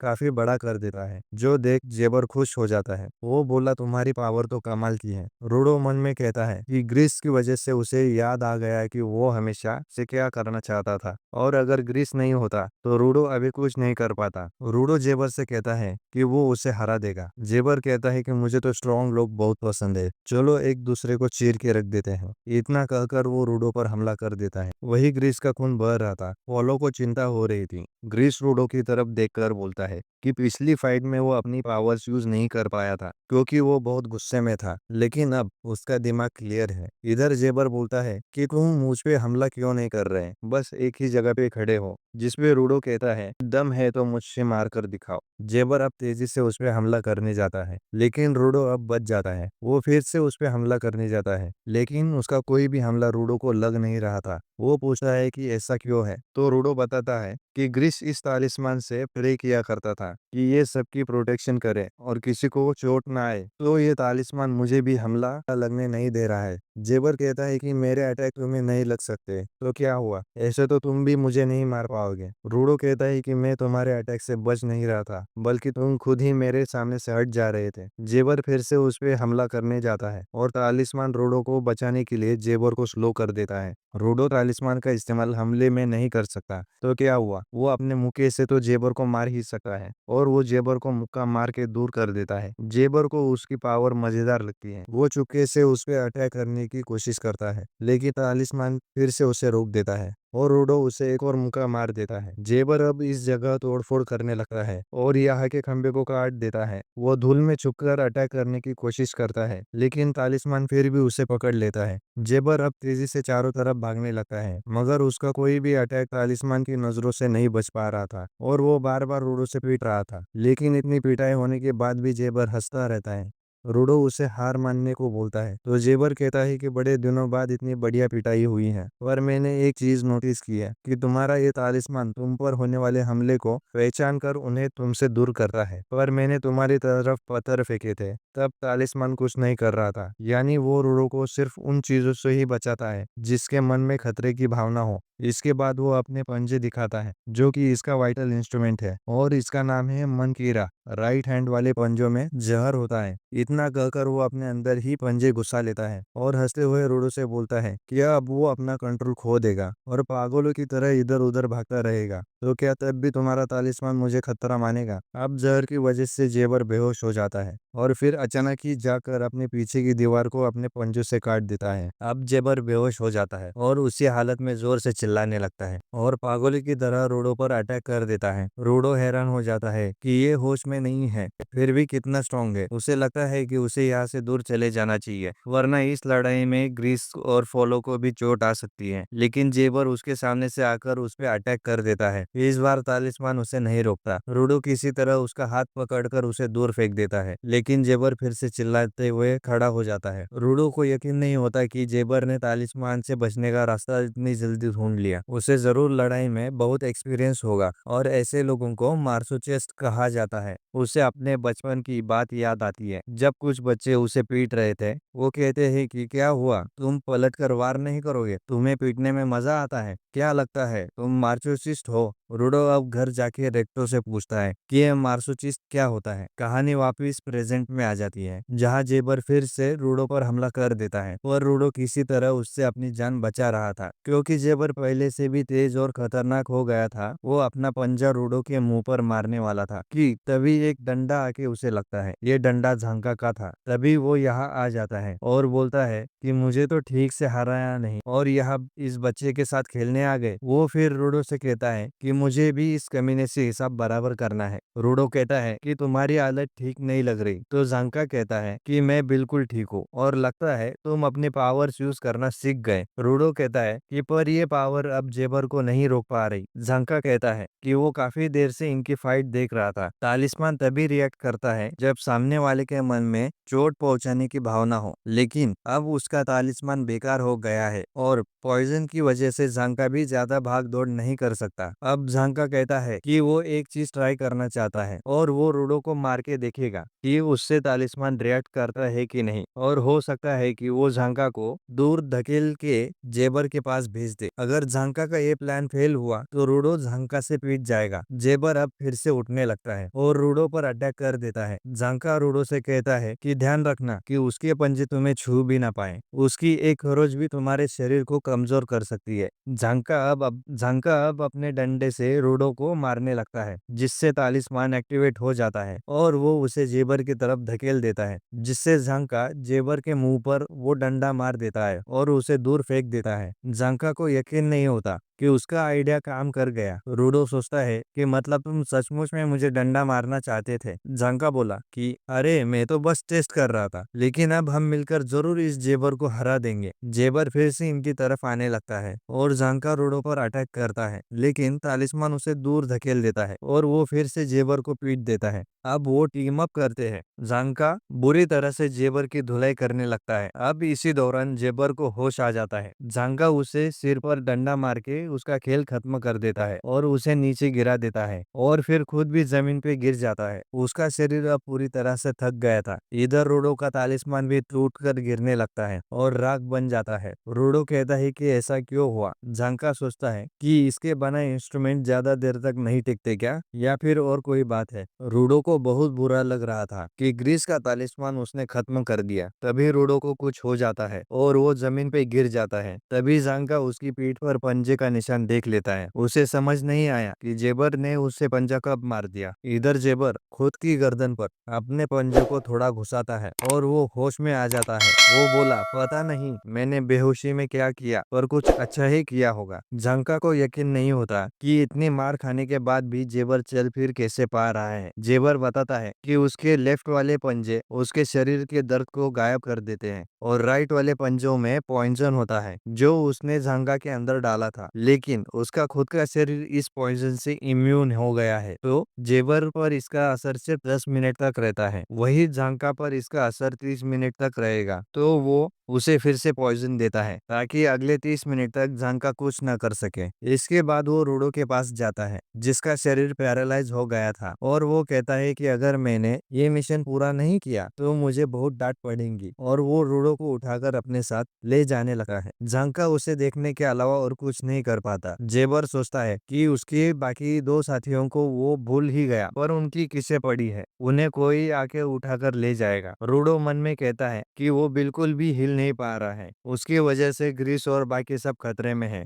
जेबर उसी छेद के पास आ जाता है जिसमें से सब नीचे गिरे थे, और छलांग मारकर बेसमेंट से बाहर निकल जाता है। मगर वो देखता है कि यहाँ की दीवारें तो किसी ने तोड़ दी है। बाजू में उसे रियो भी दिखाई देती है, और तभी इंजन वहां आके जेबर के पेट में अपना छाता घुसेड़ देता है। इंजन बाकी क्लीनर्स के साथ यहाँ रूडो को बचाने आ गया था। वो बोला कि क्या गंद मचा रखी है, चलो थोड़ी साफ सफाई करते हैं। वो आगे कहता है कि हमारे साथियों को तुमने बेसमेंट में फंसा दिया ताकि वो मदद के लिए किसी को कॉल ना कर सके। इतनी घटिया हरकत है। वो तो टॉमी बाहर निकल आई थी और उसने पास के टाउन में जाके हमें कॉल कर दिया, वरना हमें तो पता ही नहीं चलता। टॉमी कहती है कि ग्रीस और बाकी सब अभी भी बेसमेंट में ही होंगे, कहीं उन्हें कुछ हो ना गया हो। इंजन कहता है कि चिंता मत करो, वो इतने आसानी से मरने वालों में से नहीं है। कुछ लोगों को लेकर जाओ और उन्हें बाहर निकालो। जेबर अब चिल्लाता है, अरे तुम सब तो बहुत तगड़े लग रहे हो, और मैं बेचारा अकेला दुखी और टूटा फूटा, तुम लोग मेरी तरफ ऐसे क्यों देख रहे हो जैसे मैं कोई कचरा हूँ। इंजन बोलता है कि रूडो, तुम इतने टाइम से इस पागल से लड़ रहे थे, मुझे तो तुम पे तरस आ गया। वही रूडो तो ठीक से हिल भी नहीं पा रहा था। रियो कहती है कि अच्छा हुआ रूडो को ज्यादा चोट नहीं आई। वही डेमन नाम का एक क्लीनर बहुत गुस्सा हो जाता है कि उसने हमारे टीम मेंबर्स को चोट पहुंचाई, मैं उसे छोड़ूंगा नहीं। तो दूसरा क्लीनर उसे थोड़ा शांत रहने को बोलता है। इंजन जेबर से कहता है कि वैसे तो हमें तुमसे बहुत सवाल करने हैं, और तुम्हें क्या लगता है तुम हम पर अटैक करोगे और सही सलामत वापस चले जाओगे। जेबर बोला कि अरे बाबा, तुम मुझे जेल में डाल दोगे, फिर मुझे वहां से भागने का प्लान सोचना पड़ेगा, और मुझे भी मिशन मिला हुआ है कि मुझे रूडो को अपने साथ वापस लेकर जाना है। वैसे मैं तो यहाँ से दुम दबा के भागना चाहता हूँ, पर पापी पेट का सवाल है, बिना मिशन कंप्लीट किए मैं नहीं जा सकता, चाहे कुछ हो जाए, भले ही वो मर ही क्यों ना जाए। अब वो अपने पंजे बाहर निकाल कर इनसे लड़ने को तैयार हो जाता है। तभी उसके पीछे से कोई आ जाता है। इस लड़के का नाम कुटोनी था, जो कहती है जेबर टाइम खत्म हुआ, वापिस चलो। जेबर उसे मना करता है, वो बोला अभी तो मजा आना शुरू हुआ है। कुटोनी बोली वापस चलो। इंजन सोचता है कि ये लड़की आखिर आई कहाँ से। इधर जेबर वापस जाने को तैयार नहीं था। कुटोनी कहती है कि बॉस के चेहरे पर बहुत बड़ी स्माइल थी, और ये सुन जेबर को कुछ हो जाता है, और वो बाकी लोगों से कहता है सॉरी यार, मुझे जाना पड़ेगा। रियो देखती है कि उनके पीछे वाली दीवार में किसी तरह का छेद है। जेबर अब रूडो से कहता है कि तुम्हारे साथ आज बहुत मजा आया, तुम ऊपर से आए हो फिर भी काफी दमदार हो। रूडो अब बोलता है कि रुक कमीने, खेल अभी खत्म नहीं हुआ है, तुमने जो ग्रीस के साथ किया है उसका हिसाब चुकाना पड़ेगा। जेबर ये सुन खुश हो जाता है कि तुम तो बहुत बहादुर हो, पर तभी उसकी नजर रूडो के हाथ पर पड़ जाती है, और वो उसके ग्लव्स का लोगो पहचान लेता है। वो बोला इस सीरीज का सामान तुम्हारे पास भी है, कितने इत्तेफाक की बात है। बॉस को ये बात पता चलेगी तो वो बहुत खुश होंगे। अभी तो मुझे जाना पड़ेगा, लेकिन अगली बार मैं पूरी तैयारी से आऊंगा, और तब तक तुम अपने ग्लव्स का ख्याल रखना। इतना कहकर कुटोनी और जेबर दोनों उस पोर्टल जैसे गड्ढे में चले जाते हैं, और वो अपने आप ही बंद होकर यहाँ से गायब भी हो जाता है। यानी वो चीज किसी पोर्टल जैसी ही थी। बाकी क्लीनर से देखकर हैरान हो गए थे कि वो दोनों तो गायब हो गए। वही रूडो सोचता है कि ये किस सीरीज की बात कर रहा था। कुछ वक्त बाद झांका और बाकी लोगों को बेसमेंट से बाहर निकाल लिया जाता है। रूडो ग्रीस के पास जाकर उससे माफी मांगता है, उसने उसका तालिस्मान तोड़ दिया। ग्रीस कहता है कि वो चीज उसे बहुत प्यारी थी, पर उसे खुशी है कि वो रूडो के कुछ काम आ सके, और तुमने आज बहुत अच्छा काम किया। इसके बाद ये लोग हेडक्वार्टर आ जाते हैं। रूडो बाहर बैठा हुआ था और बहुत गुस्से में था। जेबर ने ग्रीस को घायल कर दिया, और मैं कुछ भी नहीं कर पाया, ठीक जैसे रेक्टो के समय नहीं कर पाया था। क्या मैं जिंदगी भर ऐसे ही यूजलेस रहूंगा। इंजन उसे समझाता है कि ग्रीस ने अपने साथियों को बचाने के लिए अपनी जान खतरे में डाली थी, और उसने तुम्हें इसीलिए बचाया कि वो तुम्हें भी अपना साथी मानता है। अब अंदर चल के ग्रीस से मिल लो। रूडो अंदर जाके हैरान हो जाता है, क्योंकि ग्रीस तो आराम से बैठा हुआ था जैसे उसे कुछ हुआ ही ना हो, और वो रूडो को अपने पावर अवेकन करने पर बधाई देता है। रूडो को समझ नहीं आता कि ये अब तक जिंदा कैसे है? इस पर इंजन उसका मजाक उड़ाने लगता है। क्या इसीलिए तुम्हारा मूड खराब था? तुम्हें लगा ग्रीस मर गया होगा? रूडो अब गुस्से में चिल्लाता है, ये जेबर ने अपना पंजा तुम्हारी छाती के आर पार कर दिया था, तो मुझे यही लगेगा ना कि तुम्हारी ऊपर की टिकट कट गई है। ग्रीस बोला, यहाँ की मेडिकल टीम की वजह से वो ठीक है, खासकर एशिया की वजह से, जो उनके ग्रुप में एकलौती हीलर है और उसी ने मुझे बचाया है। ग्रीस उसका शुक्रिया करता है और वो काफी शर्मीली लड़की है। वो फोलो का भी शुक्रिया करता है जो हर समय उसके साथ था। इस पर फोलो बड़े भैया कहकर उसके पैरों में गिरता है। इसके बाद वो रूडो से कहता है कि तुमने और जानका ने आज बहुत अच्छा काम किया। तुम्हारा दुश्मन काफी स्ट्रांग था और तालिस्मान के बारे में ज्यादा मत सोचो। मुझे खुशी है कि वो तुम्हारे काम आया। रूडो कहता है कि उसे भी ये जानकर खुशी हुई कि ग्रीस जिंदा है। इंजन अब कहता है कि रेडर्स भी अब हमसे पंगा लेने लगे हैं, तो फ्यूचर में हमें ट्रैश मॉन्स्टर के साथ साथ उनसे भी निपटना पड़ेगा। और उन्हें एक नई इंफॉर्मेशन भी मिली है। तभी एक दूसरा क्लीनर यह आके बताता है कि एक रेडर बॉर्डर की बात कर रहा था, यानी कि वो लोग स्पेयर के बारे में जानकारी इकट्ठा कर रहे हैं। रूडो पूछता है कि अब ये कौन है, तो इंजन कहता है कि यही तो बॉस है। रूडो फिर से हैरान हो जाता है, ये आदमी क्लीनर्स का बॉस है। बॉस अपना नाम कॉर्वस बताता है। कॉर्वस कहता है कि वो जानता है रूडो सिर्फ ऊपर जाने की इंफॉर्मेशन लेने यहाँ आया था और ऐसे लोगों को वो क्लीनर्स में भर्ती नहीं कर सकते। लेकिन यहाँ के लोगों से मिलकर रूडो बदल गया, बल्कि उन्हें बचाने के लिए अपनी जान भी खतरे में डाले। और तुम्हारी पावर्स भी काफी अलग है जो हम क्लीनर्स के बहुत काम आ सकती है। इसीलिए वो रूडो को क्लीनर्स में शामिल कर लेता है और अपने ऑफिस रूम में बुलाता है, क्योंकि उसके पास रूडो के लिए नई यूनिफॉर्म है और कुछ खास इन्फॉर्मेशन है। ऑफिस में कॉर्वस बोला कि स्पीयर और ग्राउंड के बीच की लाइन को ही हम बॉर्डर्स कहते हैं। ऐसा कहा जाता है कि जो भी बॉर्डर पार करने की कोशिश करता है वो मारा जाता है। ऐसा कहा जाता है कि एक औरत है जो नो मैंस लैंड में बॉर्डर से बिल्कुल पास रहती है। एक बार एक मुसाफिर वहां भटक गया था, तो उस औरत ने उसकी हेल्प की थी। मुसाफिर ने पूछा कि तुम इस कचरे वाली जगह में क्यों रहती हो? उस औरत ने कहा कि वो ऊपर से गिरने वाले लोगों को देखती है। वो औरत वहाँ कई सालों से रहती है। उसने आगे बताया कि कुछ लोग ऐसे भी है जो नीचे आते हैं और वापिस ऊपर चले जाते हैं, वो भी बिना मरे। यानी उसने जरूर कुछ लोगों को बॉर्डर पार करते देखा है। रूडो सोचता है कि अगर मैं उनमें से किसी एक को भी ढूंढ लूं तो वो मुझे बता सकते हैं कि ऊपर कैसे जाते हैं। कॉर्वस कहता है, हमें ये भी पता चल जाएगा तुम ऊपर से नीचे आने पर जिंदा कैसे बच गए। पर ये सफर काफी खतरनाक होगा। तुम सच में जाना चाहते हो या यही रुकना चाहते हो? रूडो बोलता है कि मैं जरूर जाऊंगा। तभी इंजन भी कमरे में आ जाता है और रूडो से कहता है कि क्लीनर्स वाली यूनिफॉर्म तुम्हें काफी सूट कर रही है। इसके बाद हम जांका का एक सीन देखते हैं जिसमें वो किसी चीज से बुरी तरह से डरा हुआ था। फिर कहानी वापस 6 घंटे पीछे आती है, जहाँ फॉलो रूडो को मना कर रहा था कि उस औरत को ढूंढने मत जाओ, और रूडो उसकी एक नहीं सुनता, क्योंकि वापिस ऊपर जाने का यही एक रास्ता है। इंजन बोलता है कि तुम इतनी खतरनाक जगह ऐसे ही मुंह उठा के नहीं जा सकते। वो जगह नो मैंस लैंड के बीचों बीच है। तुम्हें मरने का शौक है क्या? और तुम्हें पता भी है कि तुम्हारी पावर्स कैसे काम करती है? तुम अपनी पावर्स को यूज करना सीख गए हो और ये नहीं जानते कि उसकी लिमिट क्या है या उसकी कमजोरी क्या है, और ना ही हमें पता है। रूडो पूछता है कि तुम भी हमारे साथ चलोगे क्या? इंजन कहता है, बिल्कुल। नो मैंस लैंड में तुम अकेले जाओगे तो एक दिन में ही मारे जाओगे। और क्लीनर सिर्फ ट्रैश बीस्ट को मारते ही नहीं बल्कि उन पर रिसर्च भी करते हैं, जिससे इन्हें नो मैंस लैंड में काफी फायदा होगा और हमें रेडर्स का भी ध्यान रखना होगा। रूडो अब पूछता है कि उन जैसे लोग गिवर्स कैसे बन गए। इंजन बताता है कि सभी लोग दिल से अच्छे नहीं होते और सभी लोग अपने ऑब्जेक्ट का ठीक से ख्याल नहीं रखते। कुछ लोग दिल से अच्छे होते हैं लेकिन चीजों का ध्यान नहीं रखते। वही कुछ लोग बुरे होते हैं पर चीजों को संभाल कर रखते हैं। कोई इंसान अच्छा है या बुरा, इससे कोई फर्क नहीं पड़ता। इसका गिवर बनने से कोई लेना देना नहीं है। कुछ लोग गिवर्स को अच्छा नहीं मानते और उन्हें को डिपेंडेंट कह के बुलाते हैं। किसी एक चीज से इतना लगा होना बाहर के लोगों को अजीब ही लगेगा। रूडो मन में सोचता है कि उसे लगा था बुरे लोग कभी अपनी चीजों का ध्यान नहीं रखते होंगे, पर वो गलत था।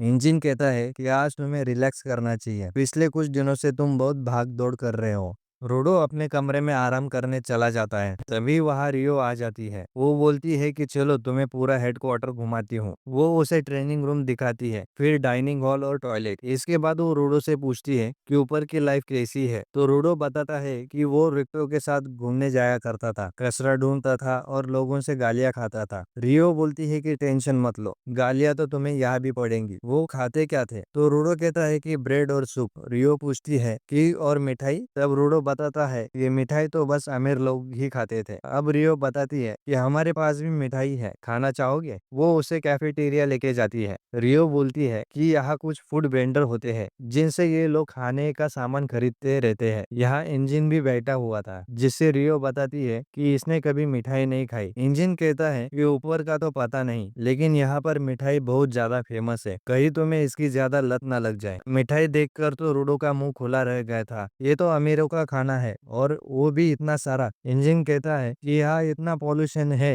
कि फसल उगाना बहुत मुश्किल होता है, लेकिन वेंडर्स के पास कुछ ऐसे गिवर्स है जिनकी पावर ही खाना बनाना है, जिस वजह से हमारे पास मिठाई की कमी नहीं है। रोडो अब एक मिठाई उठाकर खाता है जो उसे बहुत अच्छी लगती है और वो बाकी मिठाई पर भी टूट पड़ता है। उसने इतना अच्छा पहले कभी कुछ नहीं खाया था। इंजन उसे थोड़ा रुकने को बोलता है, वरना वो मोटा हो जाएगा।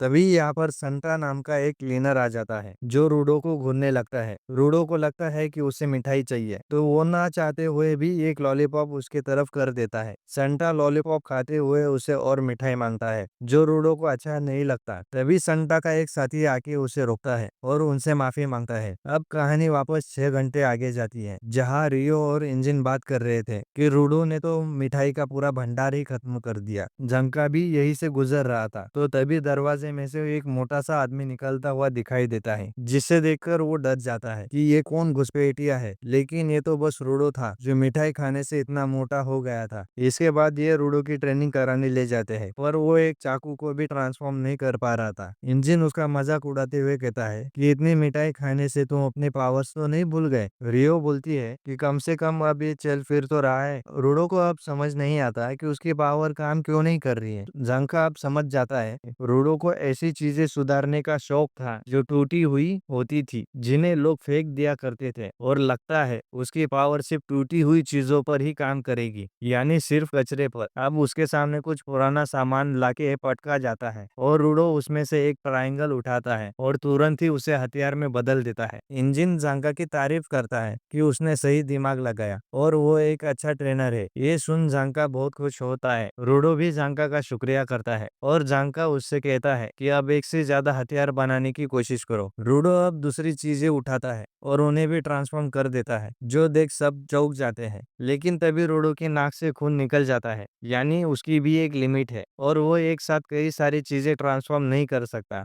और उसके ग्लव्स की क्वालिटी इतनी ज्यादा है कि उसका शरीर उसे झेल नहीं पा रहा था। रूडो पूछता है कि क्वालिटी मतलब? तो इंजन बताता है कि किसी ऑब्जेक्ट का जितने ज्यादा समय तक ख्याल रखा जाता है, वो उतने ही अच्छे इंस्ट्रूमेंट बनते हैं, और इसे ही क्वालिटी इंप्रूव करना कहा जाता है। और जितनी ज्यादा क्वालिटी होगी उतनी पावर इन्हें मिलती है, लेकिन यूजर का माइंडसेट और एक्सपीरियंस भी काफी मायने रखता है। जंका मन में सोचता है कि ये उन ग्लव्स को तो तब से रखा हुआ है जब से ये बचा था, इसीलिए उनकी क्वालिटी बहुत ज्यादा है और रोडो का शरीर उसे झेल नहीं पा रहा, या शायद इसका लेने देना उनकी सीरीज से है। रोडो पूछता है कि मैं जिस भी चीज को वेपन बनाता हूँ वो आखिर में धूल बन के खत्म क्यों हो जाता है, और अभी जिन चीजों को उसने वेपन बनाया है वो बिल्कुल ठीक कैसे है।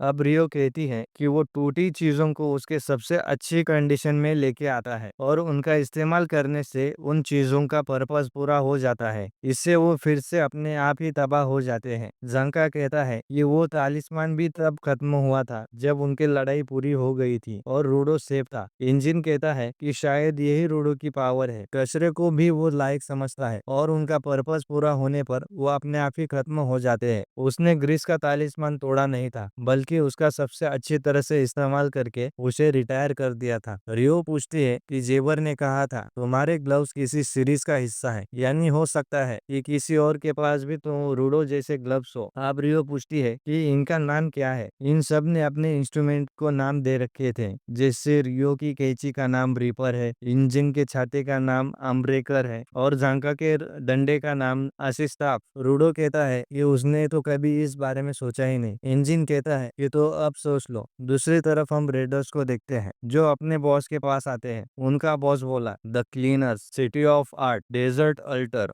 Vital instrument, the watchman series और रूडो। अब रात को रूडो अपने ग्लव्स को धोता है जिससे उसके हाथों में बहुत दर्द होता है। जब वो अपने रूम में आता है तो देखता है कि रियो उसके बेड पर लेटी हुई थी। वो बोली, रात में 4 बजे है और तुम अभी तक जाग रहे हो, याद है ना कल हमें मिशन पर जाना है। रूडो पूछता है कि तुम मेरे कमरे में क्या कर रही हो और यहाँ आई कैसे? वो बोली, मेरा कमरा तुम्हारे कमरे के ठीक ऊपर ही है। मैंने तुम्हारी चीखने की आवाजें सुनी और खिड़की से कूदकर यहाँ आ गई। तुम्हारे हाथों में दर्द है क्या? रूडो बोला, ग्लव्स पहनने के बाद उनमें दर्द नहीं होता, पर फिर भी इन्हें धोना तो पड़ता ही है। रियो बोलती है कि तुम्हारे हाथों की हालत काफी खराब है, वो जल गए थे क्या? तो रूडो बोला कि ये तुम्हें मेरे कमीने बाप से पूछना होगा। रियो बोली कि पेरेंट्स हमें बहुत कुछ देते हैं, अच्छी चीजें भी और बुरी चीजें भी। इतना कहकर वो यहाँ से चली जाती है। अगले दिन कॉर्वस, जो क्लीनर्स का बॉस है, इंजन से कहता है कि रूडो का फुल फेस अभी तैयार नहीं है, तो तुम लोग बाकी तैयारी पूरी कर लो। रूडो पूछता है कि ये फुल फेस क्या है? तो इंजन बताता है कि क्लीनर्स जब नो मैंस लैंड में जाते हैं तो उन्हें पूरा मास्क पहनना पड़ता है, उसे ही फुल फेस कहते हैं। इनके पास एक आर्टिस्ट है जो फुल फेस वाले मास्क बनाता है, लेकिन वो अपने हिसाब से काम करता है। अगर उसे जल्दी करने को बोलो तो वो भी भड़क जाता है। इस समय वो रूडो का ही मास्क बना रहा है। बॉस कहता है कि मास्क बने तब तक तुम अपने ऊपर सुरक्षा कवच करवा लो। सैम्यू बोलती है कि नो मैंस लैंड बहुत खतरनाक होता है, कब क्या हो जाए कह नहीं सकते, इसीलिए जितना हो सके उतना सेफ्टी करके चलना चाहिए। इनके पास एक गिवर है जो इन पर सुरक्षा कवच जैसी स्पेल कास्ट करेगा। वैसे तो वो गिवर यहाँ कभी भी आ जा सकता है, लेकिन बहुत दिनों से वो यहाँ नहीं है, इसलिए तुम लोगों को ही उसके पास जाना होगा। रूडो पूछता है कि हम कहाँ जाने वाले हैं? तो इंजन बोलता है कि city of graffiti, canvas town. इसके बाद इंजन रूडो को बाकी की टीम भी दिखाता है जो लोग उसके साथ नो मैंस लैंड चलेंगे उस औरत को ढूंढने के लिए। जंका, रियो, डेलमन, टेम्सी और बाकी 3 सपोर्टर्स, क्रिस, फोलो और टॉमी। वैसे तो ये लोग हमेशा 5 सपोर्टर्स को साथ लेके जाते हैं, लेकिन नो मैंस लैंड में जितने ज्यादा गिवर हो उतना अच्छा है और सपोर्टर्स जितना कम हो उतना, क्योंकि वो जगह बहुत खतरनाक है। अब डेलमन रूडो के पास आता है और चिल्लाते हुए बोलता है कि उसने रूडो की लाइफ स्टोरी सुनी है और वो उन कमीनों को कभी माफ नहीं करेगा जिन्होंने उसे नीचे फेंक दिया, और उसे रूडो जैसे जुनून वाले लोग बहुत पसंद है। तुम्हें हमारा ग्रुप ज्वाइन करना चाहिए। टेम्सी कहता है कि रूडो को इंजन लेके आया है तो वो उसी के ग्रुप का हिस्सा है। वो डेलमन की तरफ से माफी मांगता है। यह बहुत चिल्लाता है पर आदमी अच्छा है और टेम्सी को भी जुनून वाले लोग पसंद है। इंजन कहता है कि डेलमन, तुम सबको अपना भाषण क्यों नहीं सुनाते? ये सुन जंका अपने कान में रुई डाल देता है। अब डेलमन जोर से चिल्लाने लगता है कि चलो कैनवास टाउन चले, सड़क पर गड्ढे होंगे पर हम कभी नहीं रुकेंगे क्योंकि हम है क्लीनर्स। और फिर उसके साथ बाकी लोग भी चिल्लाने लगते हैं और इन्हें चिल्लाता देख रूडो भी चिल्लाने लगता है। इसके बाद ये लोग शांति से कार में बैठकर यहाँ से निकल जाते हैं। ये लोग एक टाउन की तरफ जाने लगते हैं जो ऊपर से बंद था। यही कैनवास टाउन है और इसकी दीवारों पर लोगों ने पेंटिंग्स बना रखी थी। रूडो पूछता है कि यहाँ के सभी शहर ऐसे ही बने हैं क्या? टेम्सी बताता है कि ज्यादातर बड़े शहरों के ऊपर ऐसी छत होती है ताकि ऊपर स्पेयर से फेंका गया कचरा इनके सिर पर ना आके गिरे। कई लोग जो शहर के बाहर रहते हैं उनकी कचरे के नीचे दबने से मौत हो जाती है। वैसे गलती उन लोगों की ही है जो शहर के बाहर रहते हैं। अब 2 लोग इस शहर के अंदर जा रहे थे और वो गेट के अंदर घुस नहीं पाते जबकि गेट खुला था। वही इंजन और बाकी क्लीनर्स तो आराम से उसके अंदर चले जाते हैं। इंजन रूडो को भी अंदर आने को बोलता है। वो बोला, जब तक तुम्हारे मन में कोई खोट ना हो तो ही तुम इस शहर के अंदर आ सकते हो। इस शहर की हर दीवार पे पेंटिंग बनी हुई थी। इंजन कहता है कि यहाँ के कई लोगों को पेंट करना पसंद है, इसीलिए ये कैनवास टाउन बनाया गया ताकि लोग अपनी मर्जी से यहाँ कुछ भी पेंट कर सके। इनके बॉस ने बताया था कि इस शहर को सिटी ऑफ आर्ट भी कहा जाता है। रूडो पूछता है कि हम यहाँ आर्ट देखने आए हैं क्या?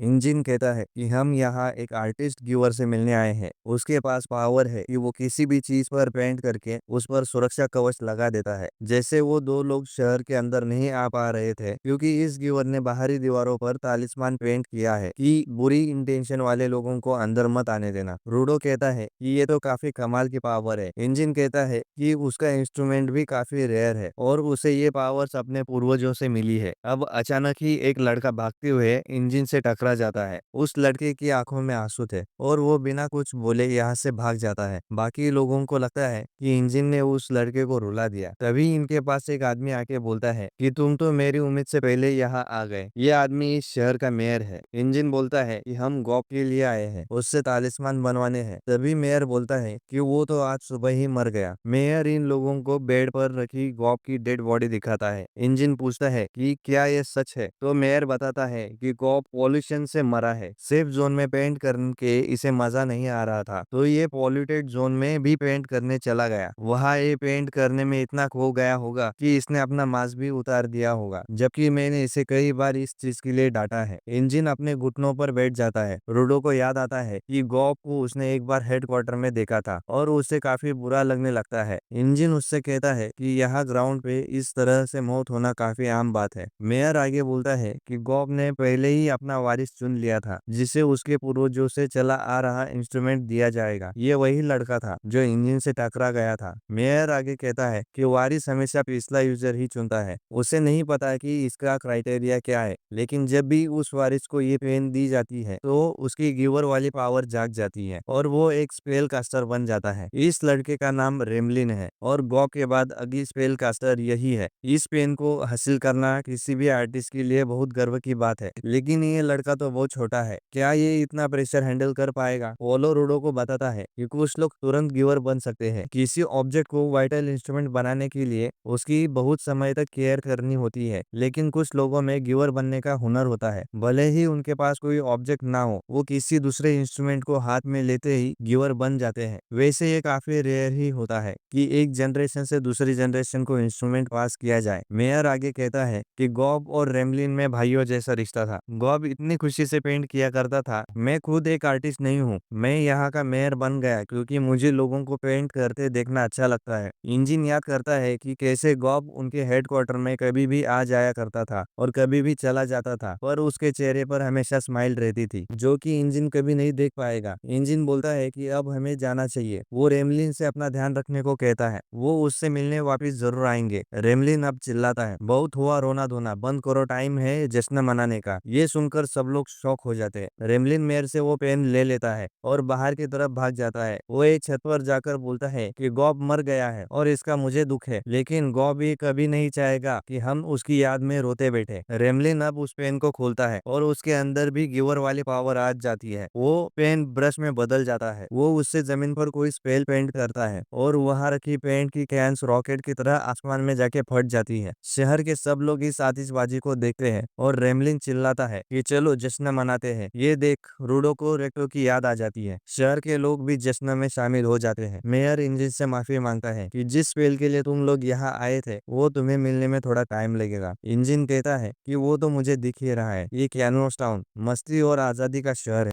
इस सब के बाद रेमलिन ने रूडो को जोकर बना दिया और हंसते हुए बोली, बताओ अब और कहाँ पेंट करना है। इस पर रूडो गुस्से से बोलता है, तुझे मेरा ही मुंह मिला पेंट करने के लिए। वही इंजन बोला, अब मैं समझने लगा हूँ कि किस तरह का इंसान स्पेल कास्टर बनता है। नया वाला तो बिल्कुल पुराने वाले जैसा है। मेयर बोला, ये सब थोड़े सनकी होते हैं। ये शायद छठा स्पेल कास्टर है क्योंकि वो अपनी हिस्ट्री आर्ट के जरिए बताते हैं, वो शब्दों में बयान नहीं करते हैं। अब रेमलिन बोली, मैंने एक बात नोटिस की है कि मैं जब भी किसी पे ड्रॉ करती हूँ और उसे वो पसंद नहीं होता तो स्पेल काम नहीं करता। ऐसा लगता है अगर मुझे ड्रॉ करना है तो मुझे पहले परमिशन लेने होंगी। इंजन बोला, गॉब के साथ भी ऐसा ही होता था, क्या सबके साथ यही प्रॉब्लम थी? मेयर बोला, सारे स्पेल कास्टर सेम होते हैं लेकिन सब में हल्का चेंज होता है। इस पर इंजन बोला, हर किसी के पेंटिंग का तरीका अलग होता है तो काबिलियत भी अलग होगी। इस पर रेमलिन बोली, ऐसा कुछ नहीं है, पेंटिंग में सब एक जैसा है, बस भावनाओं को एक्सप्रेस करना है। जैसे खुशी के लिए गुब्बारे जैसा शेप देना है और लड़ाई के लिए अलग चीजें दर्शाना। हम अपनी ड्राइंग में अलग एलिमेंट जोड़कर उनसे खेलते हैं। शायद इसीलिए गॉब और उससे पहले वाले लोग चुने गए थे। मुझे भी आगे ऐसे ही किसी को चुनना होगा। इंजन बोला, तो तुम्हारी ताकत एक जैसी है क्योंकि तुम सब एक जैसे सोचते हो। रेमलिन बोली, हम एक जैसा नहीं सोचते, हमें जो ड्रॉ करना है वो करते हैं, हमारी चीजें अलग भी होती है। इससे इंजन का सर चकरा जाता है। मेयर बोला, अगर तुम एक आर्टिस्ट से गहराई से से बात करोगे तो और भी कंफ्यूज हो जाओगे। अब रूडो अपना शर्ट उतार के बैठ जाता है। रेमलिन बोली, तुम चाहते हो मैं ऐसा कुछ बनाऊं जिससे तुम्हें लगने वाले बड़े हमले का डैमेज कम हो जाए। तभी उसका मार्कर टैटू के मशीन में बदल गया। तभी इंजन उसे रोक देता है। वो बोला, तुम्हारा वाइटल इंस्ट्रूमेंट तो एक ब्रश था ना। वो बोली, मैंने सोचा एक टैटू बना दूं। इंजन बोला, मुझे यकीन नहीं हो रहा। तुम स्पेल तो ड्रॉ कर सकती हो पर अपना मन चाहा टूल भी बना सकती हो। ये तो बहुत खतरनाक है। रेमलिन बोली कि तुम्हें टैटू नहीं चाहिए तो ठीक है, लेकिन मैं तुम्हारी बॉडी पे जो चाहूँ वो बना सकती हूँ ना। रूडो बोला, ये तो रुकने का नाम ही नहीं ले रही। और इंजन को भी रेमलिन अब अच्छी लगती है। रेमलिन ने कुछ वक्त में सबके ऊपर ड्रॉ कर दिया और सब यहाँ से जाने की तैयारी करने लगते हैं। बाहर इन्हें वही दो लोग मिलते हैं जो शहर के अंदर नहीं घुस पा रहे थे। वो मेयर पे चिल्लाने लगते हैं कि उसने वो इंस्ट्रूमेंट एक बच्चे को पकड़ा दिया, वो उसके लायक नहीं है। ये दोनों भी असल में आर्टिस्ट है और इन्हें वो इंस्ट्रूमेंट चाहिए था। लेकिन मेयर गुस्से में उन पर चिल्लाता है, तुम अगर इस इंस्ट्रूमेंट के लायक होते तो इस सिटी के बाहर अटके नहीं होते। ऐसा बोल के उन्हें भगा देता है। ये लोग रेमलिन को गुड बाय बोलकर यहाँ से जाने लगते हैं और रेमलिन कहते हैं कि वो भी कभी हेडक्वार्टर में पेंट करने आएगी। रूडो अब पूछता है कि हम वापस हेडक्वार्टर जा रहे हैं क्या। इंजन कहता है कि हाँ, तुम्हारा फुल फेस मास्क लेने के लिए, लेकिन उससे पहले हम तुम्हारी पसंद का काम करेंगे। वो रूडो को एक कचरे वाली जगह ले जाता है जहाँ बहुत सारा सामान पड़ा था। वो रूडो से कहता है कि जितना चाहे उतना सामान उठा लो ताकि इन्हें बाद में हथियार की तरह इस्तेमाल कर सको। रूडो को तो कचरा देख के मजा ही आ जाता है। इस कचरे के ढेर पर हमें एक टीवी देखते हैं जो चालू हो जाता है। इसमें हमें एक आदमी दिखाई देता है जिसने सेम रूडो वाले ग्लव्स पहने हुए थे।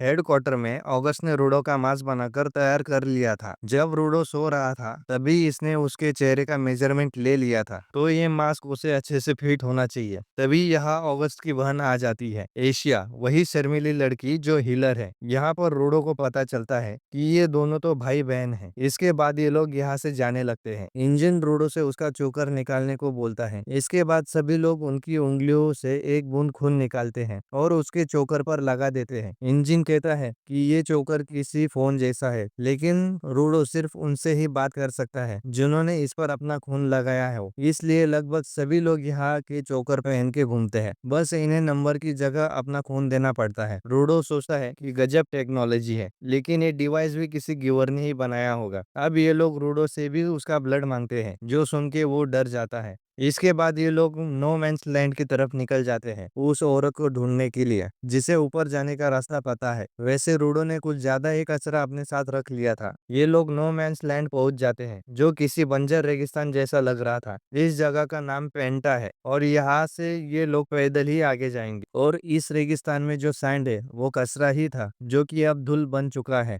इन्हें अब रेगिस्तान के बीच आते हुए दिखते हैं। इंजन रूडो से कहता है कि तुम तैयार हो ना, तो उन ग्लव्स का इस्तेमाल करके इस ट्रैश बीच को खत्म कर दो। अब रूडो भी नीचे जाने लगता है। हम पहले का सीन देखते हैं जब ऑगस्ट रूडो को मास्क दे रहा था। वो कहता है कि नो मैंस लैंड में पहले उसे अपना हाफ मास्क पहनना है, फिर उसे अपने ऑक्सीजन टैंक से कनेक्ट करना है और फिर जाके बाकी का मास्क पहनना है। रूडो अपना फुल फेस पहनकर लड़ने को तैयार हो जाता है। इसी समय हम जेबर और उसके बॉस को देखते हैं जो एक टीवी के सामने बैठे थे और पेंटा डेजर्ट की ही बात कर रहे थे। इसके बाद हम टॉमी को देखते हैं जो सामने चल रही लड़ाई के बारे में अपनी नोटबुक में लिखती जा रही थी। इस तरह ये लोग रिकॉर्ड्स रखते हैं। इन्हें जो पहले ट्रैश बीस्ट यहाँ मिले हैं वो दिखने में एक स्कॉर्पियन जैसे हैं। हम रियो को देखते हैं जो अपनी कैंची से इन स्कॉर्पियंस को काट रही थी। जांका की तरफ भी एक स्कॉर्पियन तेजी से आता है और उसे डंक मारने की कोशिश करता है, लेकिन जांका उससे बच के बीस्ट के मुंह में अपना डंडा घुसा देता है और उसे खत्म कर देता है। लेकिन उसके पास और भी कई सारे बीस्ट आ गए थे। तभी इंजन अपना छाता लेके यहाँ आ जाता है और एक बड़ा धमाका कर सभी को खत्म कर देता है। ये लोग देखते हैं कि एक बीस्ट बच गया था और इंजन रूडो को उससे लड़ने भेजता है। रूडो अपने पास से कीबोर्ड निकालता है और उसे हथियार में ट्रांसफॉर्म करने लगता है। इसी समय हम एक लड़की को भी देखते हैं जो कि शायद यही पास में ही थी। अब रूडो कीबोर्ड पर कुछ टाइप करता है और उसके बटन मिसाइल की तरह उस बीस्ट को जाके लगते हैं जिससे वो खत्म खत्म हो जाता है। इंजन बोलता है कि इस सैंड के नीचे जरूर बहुत सारा कचरा दबा हुआ है। वही ग्रीस टॉमी को डांटने लगता है कि उसे लड़ाई के बाद अपना डाटा रिकॉर्ड करना चाहिए और लड़ाई के मैदान से दूर रहना चाहिए, वरना उसे भी खतरा हो सकता है। टॉमी कहती है कि वो भूल गई थी और वैसे भी ये लोग उसे प्रोटेक्ट कर ही लेंगे, उसे इन पर भरोसा है। इधर रूडो को दूर कोई दिखाई देता है, तभी उसके पीछे डेलमन और टेम्सी आ जाते हैं। वो रूडो से कहते हैं कि तुम तो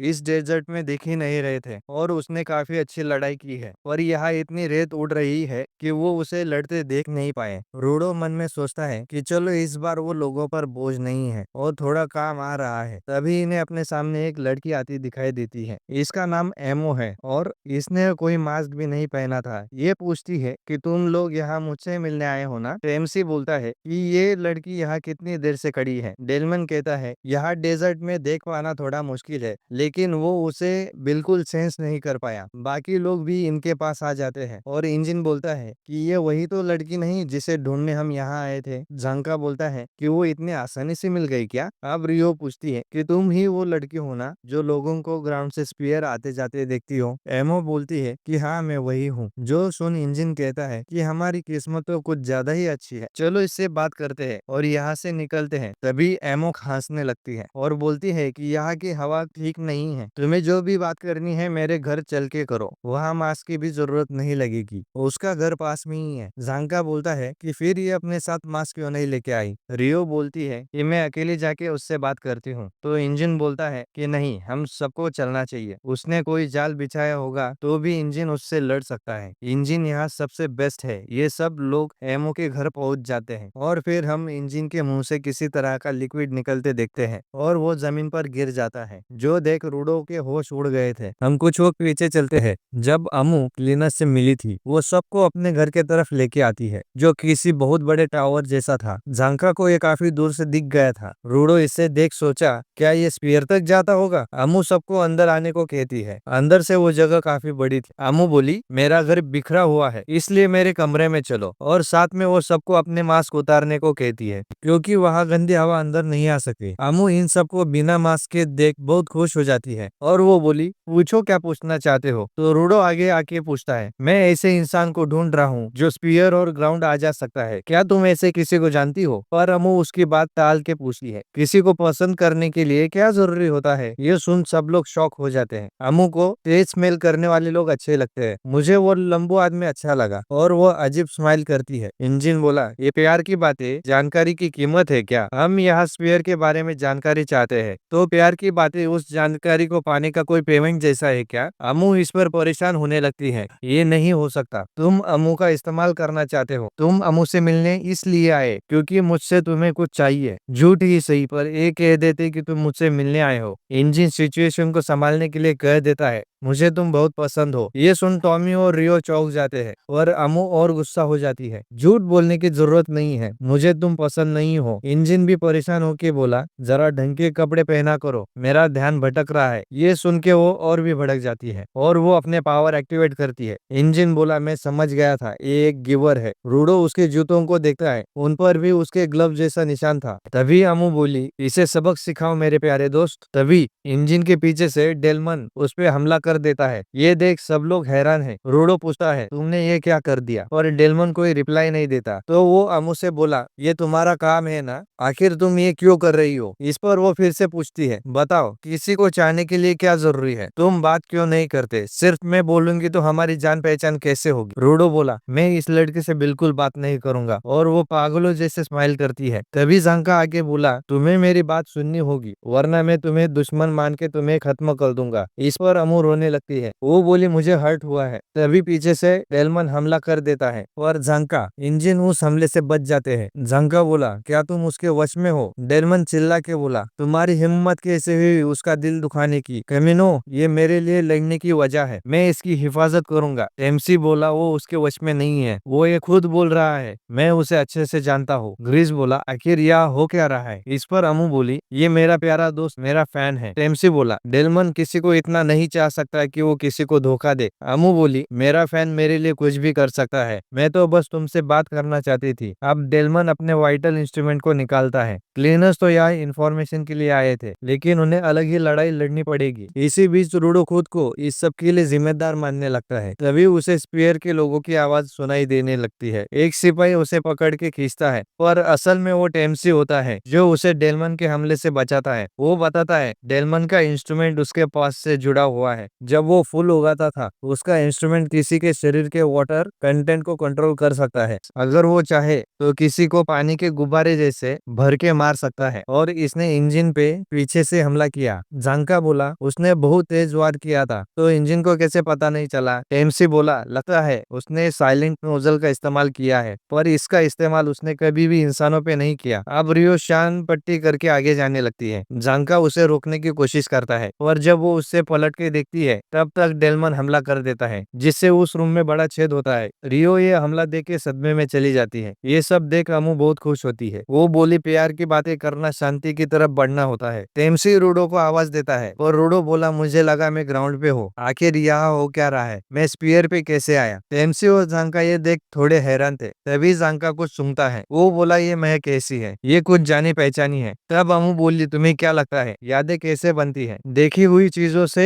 सुनी हुई, या फिर बिताया गया वक्त? और मुझे लगता है महक से यादें बनती है। अगर तुम प्यार की बात नहीं करोगे तो तुम्हें पुरानी महक आएगी, फिर शायद तुम्हें प्यार की बात करोगे। ऐसा बोलते हुए वो जीवा के जैसे दिखने लगती है। वो उसे वो टॉय दिखाती है जो रूडो ने उसे दिया था। ये देख रूडो को गुस्सा आता है। वो बोली, मैं इसे मेरे पास रखूंगी। रूडो गुस्से में बोला, तुमने नहीं रखा, तुमने उसे फेंक दिया। बाकी सबको पता चल जाता है। अब वो रूडो के पीछे है, क्योंकि उसका भी डेलमन जैसा हाल है। उसने धोखा नहीं दिया, वो उसे कुछ दिखा रही है। अमू बोली, कुछ भी मत बोलो, मैं किसी को कुछ नहीं दिखाती, मैं तो बस एक महक बनाती हूँ जो तुमने तुम्हारे प्यारे लोगों के साथ बिताए वक्त की याद दिलाता है। जो भी उसे सूंघता है, हमेशा वो मेरी हिफाजत करता है।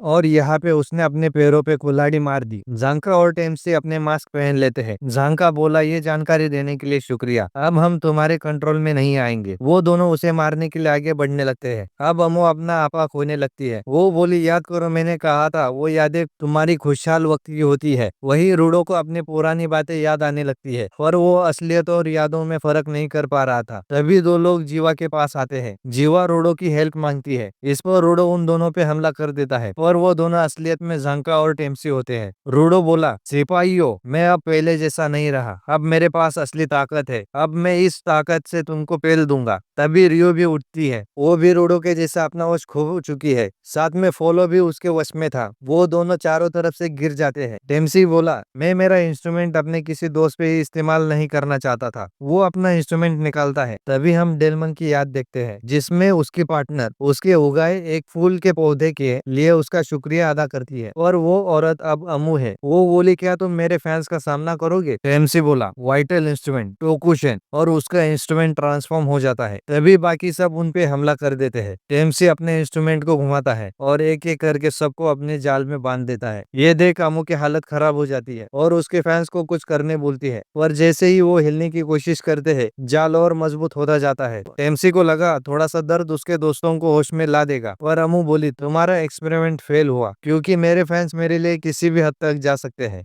अब होगी खून की बारिश। तभी टेम्सी बोला, मेरा इंस्ट्रूमेंट एक ऐसा डंडा है जिससे धागा लपेटा जाता है। वैसे ही वो अपने दोस्तों को लपेट लेता है, साथ में वो अमू को भी उल्टा टांग देता है। वो बोला, अब जल्दी से मेरे दोस्तों को नॉर्मल करो। जांका बोला, जरा जल्दी करो, मैं ये नजारा नहीं देख सकता, और मैंने ज्यादा कुछ नहीं किया। ग्रीस टॉमी के पास आता है, जो इंजन को संभाली थी। उसे लगा इंजन को मेडिकल टीम के पास ले जाना होगा। अमू को अब दर्द हो रहा है, इससे पहले कोई भी उसके साथ ऐसे पेश नहीं आया। वो जोर से मदद के लिए चिल्लाती है। इस पर सब लोग उस जाल से बाहर निकलने की कोशिश करने लगते हैं, पर टेम्सी रूथलेस होके हुए सबको देखता है। वो बोला, ठीक है, तुम इससे इतना पसंद करते हो तो मैं तुम्हें छोड़ देता हूँ। और वो सब तेजी से घूमने लगते हैं, और एक के बाद एक फ्लोर तोड़ते हुए वो सब नीचे जाने लगते हैं और ग्राउंड पे जाके गिरते हैं। जांका ये सब देख बोला, टेम्सी, तुमने सबको मार दिया, सब लोग मरे पड़े थे। टेम्सी आता है। वो बोला, लगता है अब सब ठीक हो जाएगा। ऊपर से पागल अमू बोली, देखा, मुझसे प्यार से बात न करने का नतीजा, तुम्हारे बेरहमी से वो सब मर गए। और इस मूवमेंट पे मुझे लगा टेम्सी एक धोखेबाज है। तभी वो बोला, जांका, क्या तुम वो बात भूल गए क्या कि वो एक इतना भी जानलेवा वार झेल सकते हैं? क्या तुम्हें याद नहीं रेमलिन ने हमें वो मंत्र ड्रॉ करवाया था? तभी इंजन अमू के पीछे से उसका एक बूट निकाल लेता है।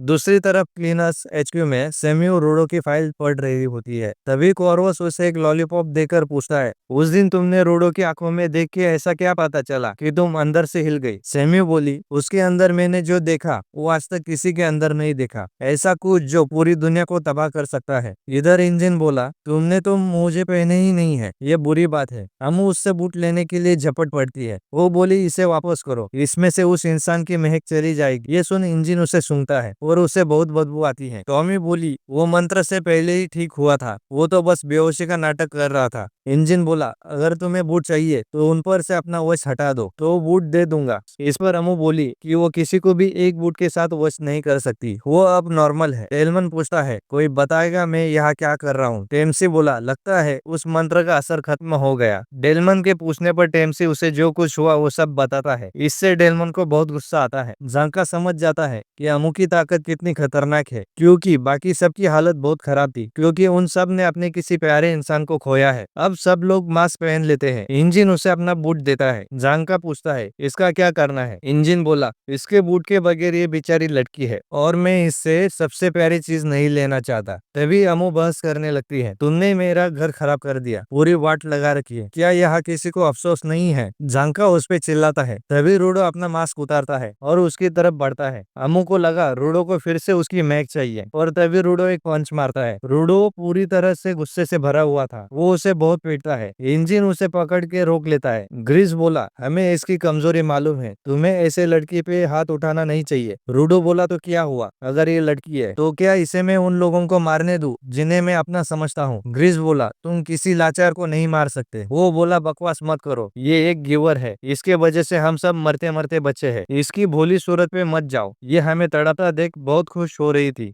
रूडो के इस बात पे कोई कुछ नहीं कहता। इंजन बोला, तुम्हारे दिमाग में ये सब चल रहा है, तो अब बताओ इससे जानकारी कैसे निकलवाए? इस पर रूडो के एक्सप्रेशन बदल जाते हैं। इंजन उसे बात करने के लिए साइड में ले जाने लगता है। साथ में टॉमे को अमू का फर्स्ट एड करने को बोलता है। रूडो अपने किए पे थोड़ा शर्मिंदा होता है। इंजन बोला, लगता है तुम भूल गए कि यहाँ क्या चल रहा है, हम यहाँ क्यों आए हैं? रूडो बोला, जब मैं स्पीयर पे था तब मैं खुद को रोकता था, जब लोग कुछ भी बोलते तो मैं खुद को रोकता था, पर जब मैं ग्राउंड पे आया तो समझ गया अगर खुद को रोकूंगा तो मारा जाऊंगा। अब मेरे अंदर का गुस्सा मेरे काबू के बाहर है, जिस वजह से मेरे अपनों को तकलीफ उठानी पड़ती है। मैं कितना चाहूँ फिर भी मैं इसे काबू नहीं कर सकता। इंजन बोला, ये तो अच्छी बात है कि तुम्हें तुम्हारी कमियां मालूम है, इसका मतलब तुम खुद पे काम कर सकते हो। एक अरसे पहले मुझे मेरी गलतियां बताई गई थी तो तुम मुझसे आगे हो, इसका मतलब अब हम सिर्फ आगे बढ़ सकते हैं। टॉमी अमू की माफी मांगती है, जो कुछ हुआ उसका मुझे अफसोस है। वो मास्क निकाल के बोली, अगर तुम चाहो तो मैं तुमसे प्यार की बातें कर सकती हूँ। अमू बोली, तुम एक अच्छी माँ बनोगी, मेरी माँ भी अच्छी थी, उसके वजह से मैं मेरे प्यार से मिल पाई और मुझे मेरा खजाना मिला और उस फरिश्ते से मिली जो स्पीयर और ग्राउंड के बीच आ जाता है। ये सुन टॉमी शॉक हो जाती है। ग्रीस ने पूछा, तुमने अभी क्या कहा? और यहाँ ये पार्ट खत्म होता है।